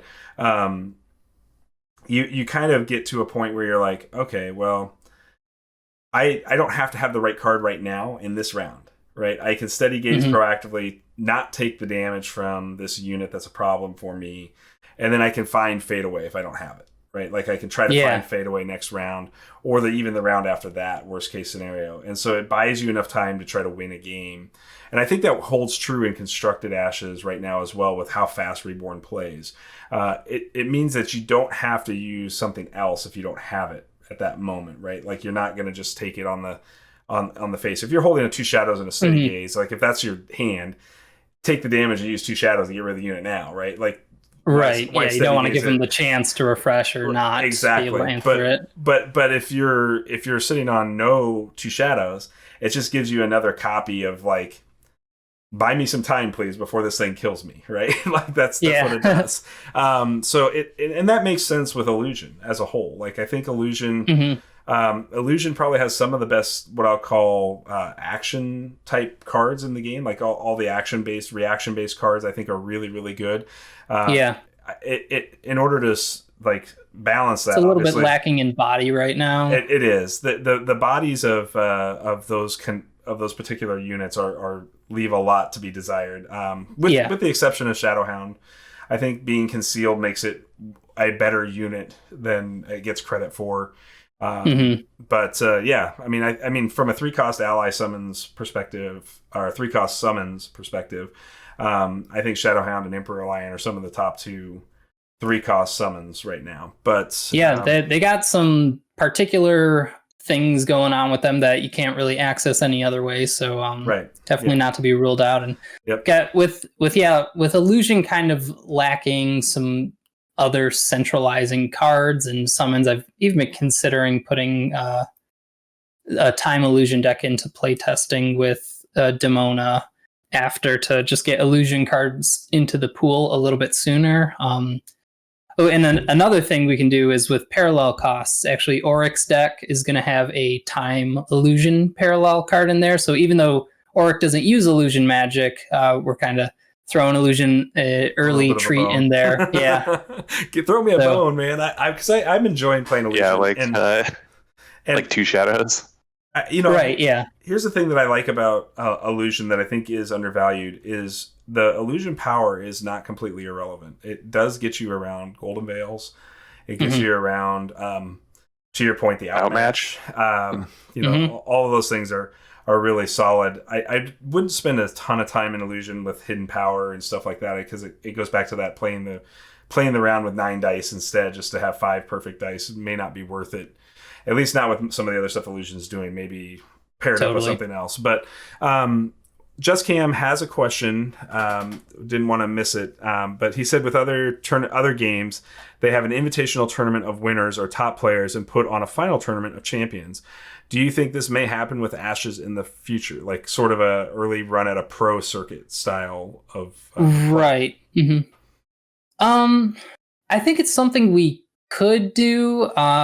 I think the game could use a little bit more time to fully develop its organized play as we kind of put out these initial ideas with the chain list and easily accessible tournament kits and just seeing the state of the world with setting up tournaments. So I don't think it's part of the initial launch of organized play, but I would love to see that. I mean, those high profile tournaments of these competitive card games are just so fun to watch and participate in. So I would love to have an invitational tournament, and there's certainly different ways we could do that, whether that's the Gen Con tournament or Plaid Hat's local to Ohio. So having that at maybe Origins, or we're partnered with Team Covenant for the game. So maybe that's a tournament we do there. I'm just kind of spitballing right now, but I think the potential is there. Obviously the game kind of has to have a certain size to it to kind of give us the best, or to offer up as much fun to as many people as possible. If it naturally fits into kind of the organized play structure, I think that's good. But first and foremost, I think just organized play as accessible as possible to as many people is priority number one. And when you start hosting tournaments like that, it does get into a point where you really have to get behind this whole plan of, you're not really a game company anymore. You started turning into a production company. Like, you have to have all this production equipment. You have to have the cameras and the mics and the lighting and all the setups and things like that, so that you can deliver that content to people that couldn't be there in person, because if they're interested in Ashes, they're going to be interested in these games, right? And want to follow along with these top tier players. And if you can't adequately do that, it sort of loses a lot of its luster, right? Because a bunch of games happen, but nobody really knows what happened in the game. So you can look at a deck list, but that doesn't tell the story. Right, exactly. So Cam also asks, specific to these kind of tournaments, lots of games have designers that are not allowed to play in tournaments. Do you believe in that kind of rule? Designers not allowed to play in the tournaments. It's probably like if the game is big enough to have a real pro tour, it's probably a conflict of interest. Sure, yeah, especially if you're looking at like prize anything, right? Whatever. Especially on the money side, yeah. Like, we would love to have you play in our tournament. Yeah, of course. Yeah. I might have to. I've been getting the itch with all these tournaments going around, and early on, I wanted to at least observe the game and not inject myself into the process there, and kind of just see how the game is naturally received by people. But like even jumping in for the first 5 Fridays was fun. I was able to play some current meta decks, which I haven't done in a while, just focusing on play testing. So it's fun to step into Ashes as it is right now and just see the Ashes you played 6 months ago. Right, 6 months or 8 months ago, right? Oh gosh, that wasn't even what we were playing back then. I mean, current meta is always going to be like so much more developed than the extent to which playtesting can reach, because like even if we're playtesting a set for 3 months, there's changes every week, and the meta never stabilizes in that way, because we're figuring out what the cards are going to be. And then I like to end playtest cycles with a playtester tournament around like 8 people or so, just to get a small simulated idea of just like, okay, now that we have the cards sorted out, what would you take to a tournament? What looks good? Do we see any of the new Phoenixborn topping the lists? Do we see a new card in so many decks? Like, well, what's just a snapshot of maybe what we can expect from the meta? But I mean, the tournaments that have been hosted now have just like busted the meta open so much further than we even had reached in playtesting, and kind of all we can really do in playtesting is hope that the outlier problems are reined in, and then we have just a full toy box of things to try out that are within reason, but there's a lot to still discover. And just like I wouldn't have imagined half the decks we're seeing now in tournament play with what we would have done in early Reborn testing. And it just makes me wish we could have so much more time in play testing to really settle into those metas in development, but it's just not the reality. So I have a question for you then, Nick, just to add to that a little bit. you were mentioning that just looking at the meta today, like as it is opened up from the community between AIL and Shuffle Bus tournaments, Ashteki tournaments, all these things that have happened up to this point. Is there a deck that really like surprised you? I'm gonna throw the Hydra off the table because I think that surprised everybody by surprise. That was a bad surprise. Yeah, but I mean, is there a like a deck that's out there right now that you're looking at and saying, man, I would have never seen that coming in a million years, but holy cow, that is really efficient, and I'm excited about it or what it brings to the table in terms of meta growth. I got two of them. One has had quite a bit of success in the AIL, from what I understand, but it was that Rymea deck. Yep, that was the mill deck. Stefanos' Rymea deck. Mill deck. He's playing it in the Shuffle Bus tournament right now. Yeah, super cool. And just like, oh man, very cool. Yeah, it's very Rymea. cool. It's like that was one of the, I think, least used Phoenixborn just of all time. Right. It was late in the cycle of 1.0, and the ability is not one of those proactive ones necessarily, but seeing that like information-based Phoenixborn just really win some strong games. And I think Law of Fear made a really big splash in that deck as kind of that anti-fallen, anti-swarm answer. And Law of Fear is very good. Mm-hmm. Yeah, that was one that I was really surprised with. Once the game was out to everybody, I was like, I don't know if these laws ended up anywhere good. I wasn't really feeling good about them, but it's like Emperor Lion's around. Law of Fear is around. I love Emperor Lion. Yeah, it's a cool one. I feel very privileged that it was spoiled on our show. Yeah. I pinged you in a rules question for it today. You'll have to look at that and see what. I did see that. That is weird. It's so strange. So I have an additional rules question about this. We got a second deck. Let's let Nick give the second deck, and then we can ask rules questions, and we'll wrap up with that. It's not in the tournaments right now, but when I played against Matt Bowers in First Five Friday the other week, he also played a Rymea deck, and it opened with Ancestral Army Immortal Commander, and then used Rally the Troops to bounce them back to hand and play them and do it again. So there's just like two waves of this Ancestral Army coming in the first round. Did I play that deck on stream? You did, or did we do that outside? No, you did that. Stream. I don't remember. It's been 2 or 3 months back. You were trying that because I had like that same list, and I don't remember if it was on one of our streams or not. I don't remember. I thought the combination of like turn 1 army into commander, next turn like attack for possible 9 is just like an incredible amount of pressure.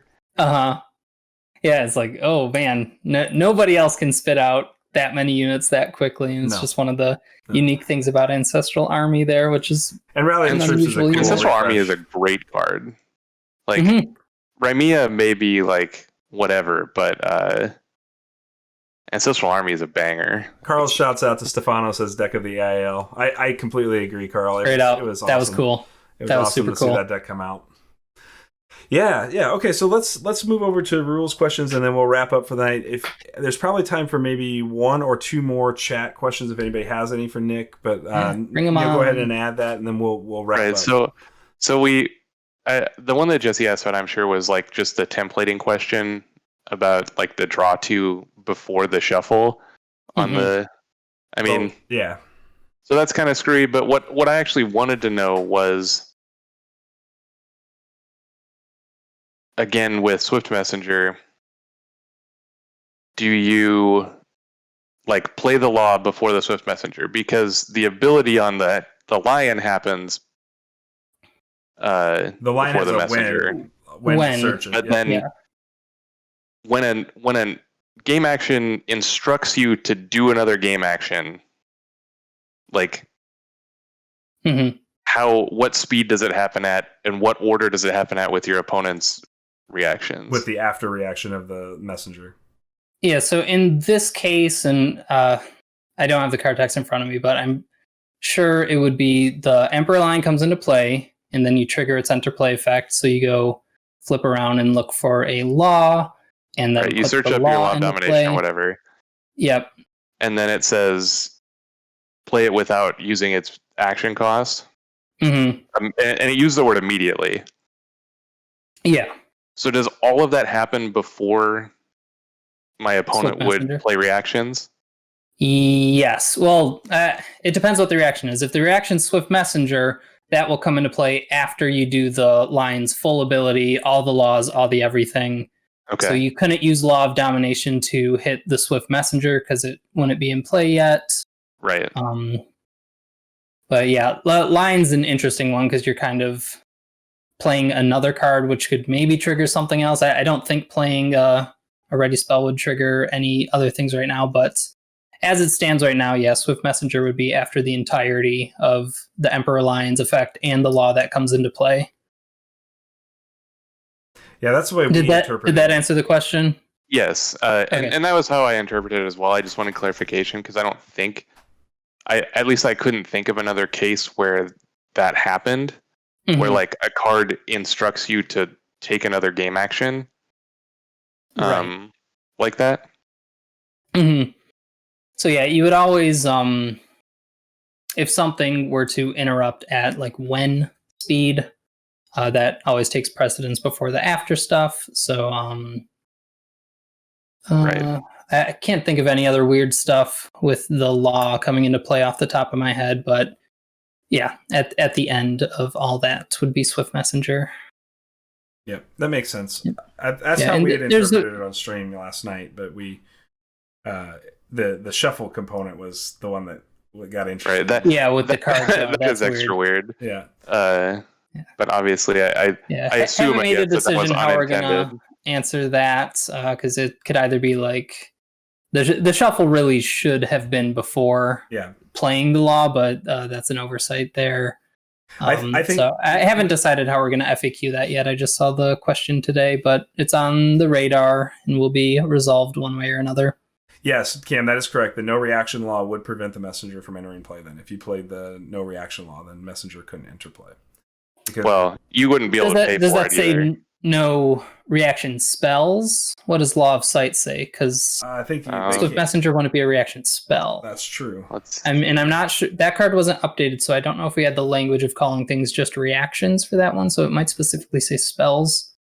That's a good point. But yeah, I was thinking about that. No player may play reaction spells. So okay, so Swift Messenger can still squeeze in there. Okay. So the blue box doesn't actually make it a reaction spell then. Not a spell unless it explicitly says so, like stasis is one of those cases. Right. This is another thing where, like, if you had printed Law of Sight today, it would be templated to stop Swift Messenger, I assume. Yeah. There's some just weird legacy things. First from being not reprinted. Yeah. This is something I say this on stream all the time about cards. Like, the ones that aren't reprinted just kind of like exist in their own realm of nonsense.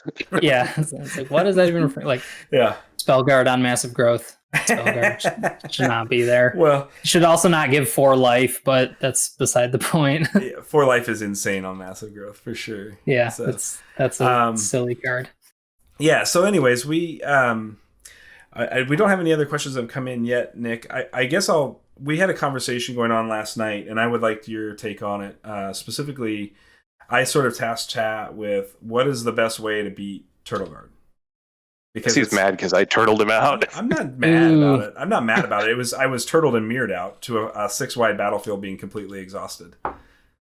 And so I was sitting there saying, like, how do you efficiently beat Turtle Guard? Because everything you feel like you do into it as a 1-die unit, because it's a 1-die summon, feels like you are just giving up so much, of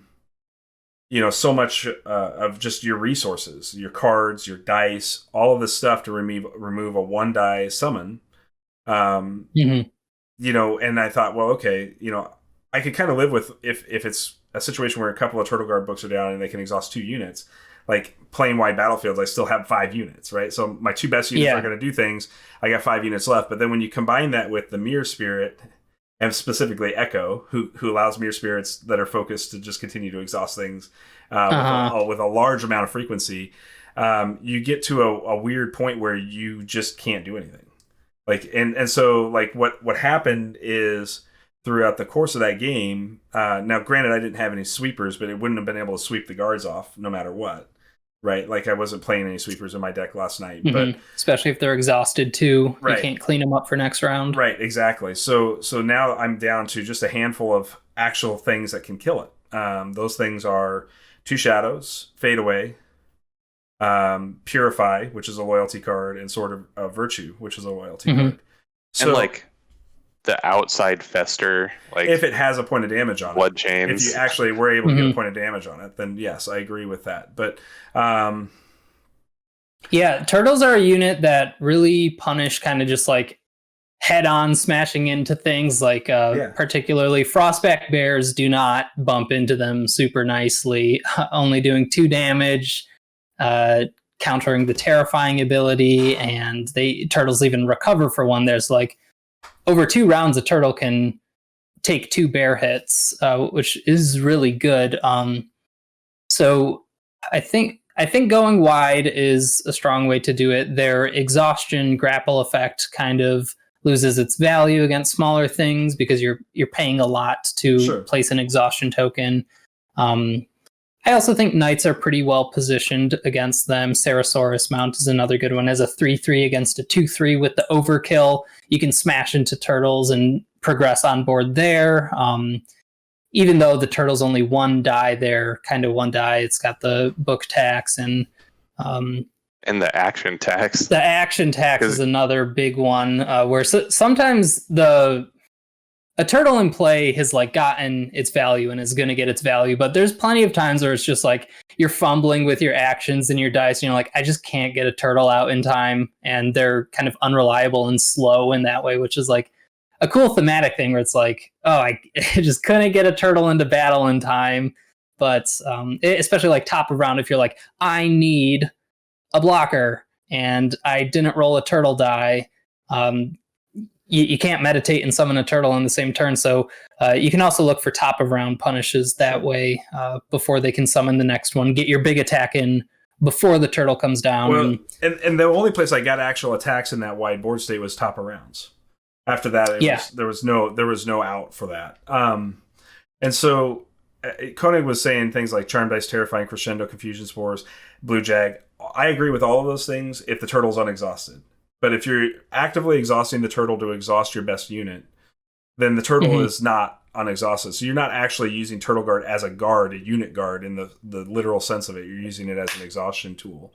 And if you're proactively exhausting with it, Carl says Hollow Rex Turtle Guard. I'm not sure I understand that interaction from this perspective right now. I can see how Hollow can turn down the Turtle Guard dice. But because you can't meditate the same turn as summon Turtle Guard, it essentially takes the turtle away for 2 turns. Correct. I'm just not sure that Hollow could convert into a mount or any other kind of buff on your next turn. Yeah, dice disruption. It's something that I think isn't super prevalent in the game right now. It's usually a little bit too costly to get a direct reward from, but maybe as we see more of these power die threats come down where you're like, I need to disrupt that now, or else they're going to get extra value through the outmatch, the turtle, anything like that. And maybe just having a magic siphon on your spell board would be a way to last night, but there's mess with their tempo. Too many time dice. You can't interact with them all. So True. So it turns into a point where like if your opponent's playing any reasonable sum of time dice, and I think Neil, your deck has 4 in it. If I'm not mistaken. It has 3. Okay. So magic even a Hollow can't spin down all of them. That's right. So it doesn't actually give you the time you necessarily need with it being just a single time requirement, right? That's the hard part about it is you can make 3. You can do it through illusion, power, and hollow. I agree with that as a play round. But you spent 2 dice to stop them from making a 1 die, and it goes back to that lack of efficiency. That like if you do that round over round over round over round over round, you're probably losing that game because your opponent's just being more efficient on everything they're doing from that point forward. So battlefield focused strategies definitely do have to watch out for the Turtle Guard. It's just a lot of defensive stats. And without any kind of alternative ways to pressure the opponent, I think you're going to feel the pain from them. So like turtles can't do anything against burn damage, and they can't punish a lack of commitment to the battlefield because they can't attack. So Sure. Turtles are only as good as your opponent is willing to put damage inefficiently towards them. Sure.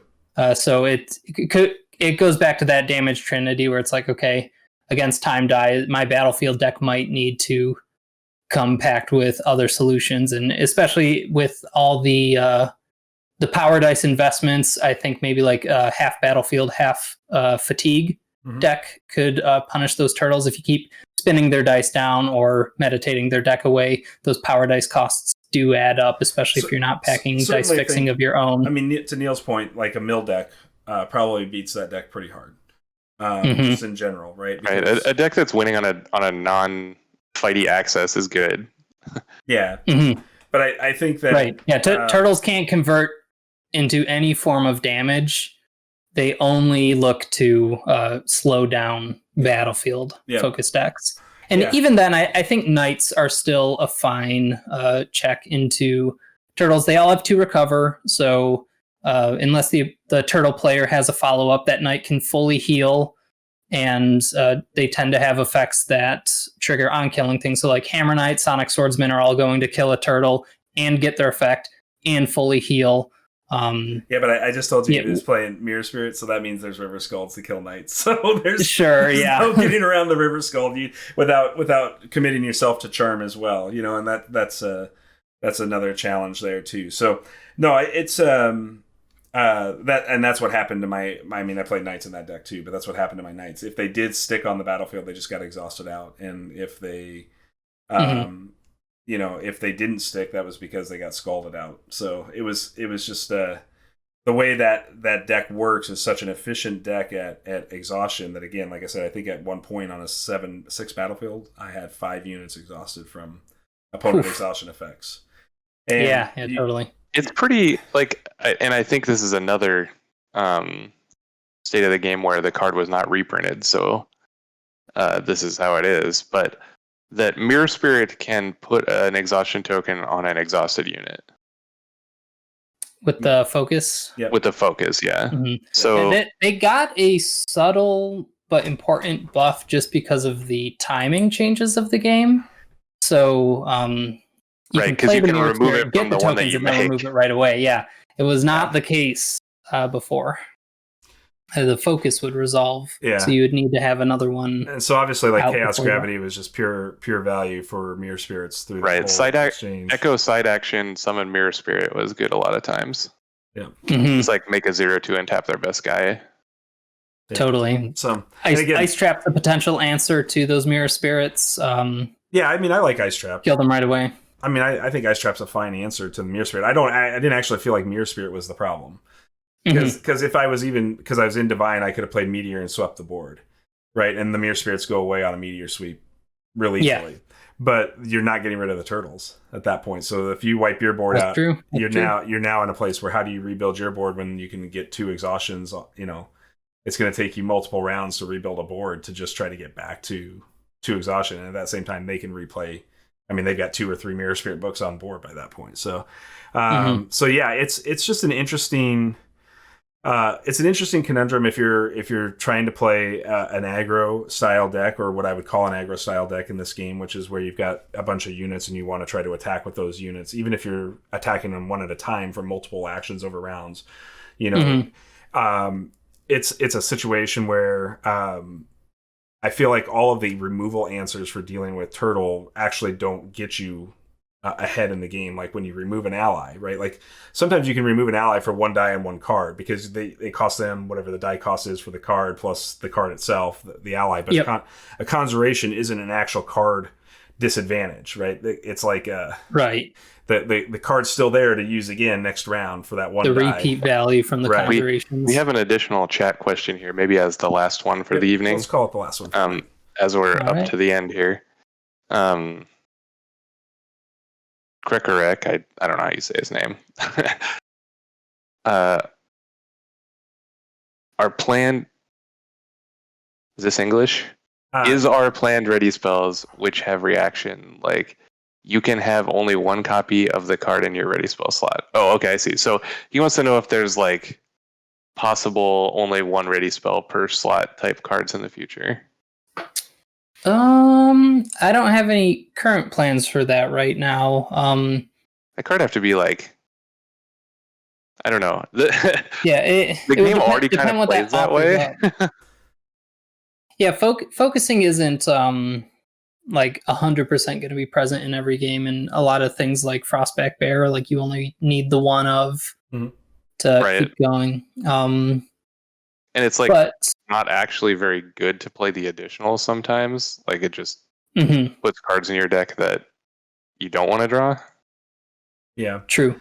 I think you got to make a call on that. I think there are, to answer the question, like get a card from your pile. He was saying, I think there's like Krikoric, I agree that if you were gonna do a restricted card where you could only have one in a spell slot, and that's the only one you could have in a spell slot, then I think you definitely have to have some sort of really, really strong ability associated to that one card, and that can probably be really hard to balance just from a gameplay perspective, like because it's an all or nothing sort of on or off switch, and you don't know those qualitative values like that can be very difficult to determine what the ceiling looks like and how tall is the floor. Because if the floor is really tall on what you can fetch, then it can be really difficult from a development standpoint, in my experience, to get those things dialed in. These all or nothing legendary style, if you will, cards. The issue with cards like that in Ashes specifically is just that you start with 5 demonic tutors. So it's not like that's a downside. It would have to be a card, like I can't even think of an effect that would fit that very well. That like it would be punishing not to get a second one, but like the first one, like let's say you make, 2 dice, make a 4/4 or whatever as a summon, but you can only have one in the pile. Like every deck's going to play that as a one of, and just start it in their opening 5. And it's going to be the same as like every deck playing one Frostback Bear and starting in the opening 5, except that Frostback Bear is fair and this card is not. Yeah, well, Koenig, sorry, my inner designer peeks out every now and again. I try to tame that beast, but I mean, I have a degree sitting behind here in game design, so it does sneak out every now and again. So I didn't mean to explain, but yes, I guess I explained there. Sorry, Nick. You're good. One thing I am exploring with ready spells in current development right now is there's a phenomenon with the kind of hyper aggro right now where bringing a kind of utility ready spell like Shifting Mist or Magic Siphon in your first 5 puts you that 1 die behind, and it's really easy to get punished for not going for the battlefield in round 1 if your opponent is playing efficient units, which is super common, whether it's swarm or big units. The battlefield's a big focus, so starting a utility ready spell is becoming a little bit harder. So one thing we're starting to explore in design is ready spells that have an enter play effect that does affect the board or is some form of proactivity for that.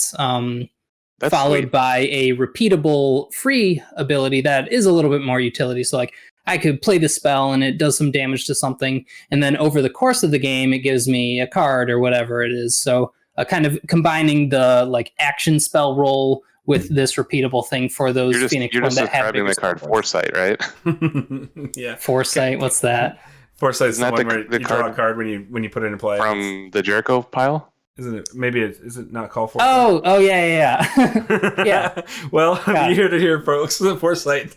I don't even meta breaking card. Don't listen to me.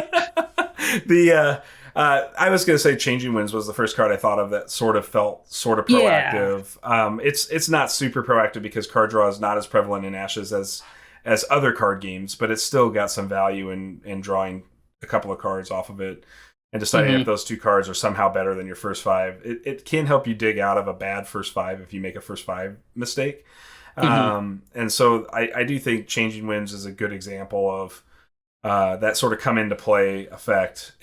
But I would like to see more proactive, like when you play this ready spell, deal a point of damage to a unit, like an Anchor Knot on a ready spell, right? Like that's a powerful ready spell. those kinds of effects are very, very powerful. I mean, even if it was a Fire Archer style where you could play the ready spell and do a point of damage to a Phoenixborn, that's also a really good ready spell for us as a reason to play a ready spell early in a round. There's possible interest for like meditating them away and recurring them with Essence Druid and stuff like that to repeat those interplay effects, and or just juggling your spell board around if you're restricted by spell boards. So looking to explore that with ready spells now. It's a bummer that some of the like classic ones like the Shifting Mist there kind of have fallen off from the first 5, and the game's just a little bit too fast and punishing for something like that in the first 5 right now. But that's not to say that ready spells will be out forever, and it can also just be I had a magic matchup scythe thing. in my first 5 of that turtle deck. Tell you what. Yeah, if I'm expecting control, then any of those repeat value cards might be the difference between like getting your long-term damage through or not. Like a Magic Siphon against a mill deck, that's going to hurt them. Yeah, for sure. Not going to hurt a night deck in the same way that it would control deck, but that's the beauty of the first 5. Yeah, you got to make a good guess and hope you don't get it wrong. But yeah, no, Nick, I appreciate it. We're up against our time slot. I did not expect you to stay for the whole night, so super awesome that you spent the evening with us tonight. Yeah, it was great to be here. Thanks for having me. Burger says the game wasn't nearly as fun as it was. The game wasn't nearly as fun before Reborn, so thanks for all the tweaks. Oh, good. I'm glad. Yeah, I think the general consensus from everybody that I've spoken to that has experienced Reborn has also said the exact same thing. I agree, except I want Double Edge back. Double Edge. And old new ideas and old cricket. That's what I want. Free stuff. Yeah. That's all Neil ever cares about is free stuff. Doesn't get more efficient than free. That's right. So, but I mean, again, I want to thank everybody, all the chatters, all the people that came in and spent time with Nick tonight. Super awesome that you joined us. If you caught us late and you want to see the front half of this or whatever part you missed, this will be up on YouTube in the next few days. So just check out the Shuffle Bus on YouTube and you'll be able to watch it on demand and go back and watch all the parts you care to listen to us ramble on about. But I'm super excited about Breaker of Fate, what it brings to the game, and I think that time, if this is indicative of what time is going to do for Ashes, I think that we're going to be in a really good place in a year from now, where we're sitting down and talking about how much time impacted this game and made it that much better. So I want to thank you for a great job done on Ashes up to this point, and thank you very much. We look forward to having you back in the future to talk more. Yeah, come back. More stuff. We should do commentary again. I thought that was great. Yeah, I'm down for another one. That was a ton of fun. Good. I'll see you for the next one. All right, everybody. Thank you so much for your time tonight. Everybody take care of each other, and we'll see you soon.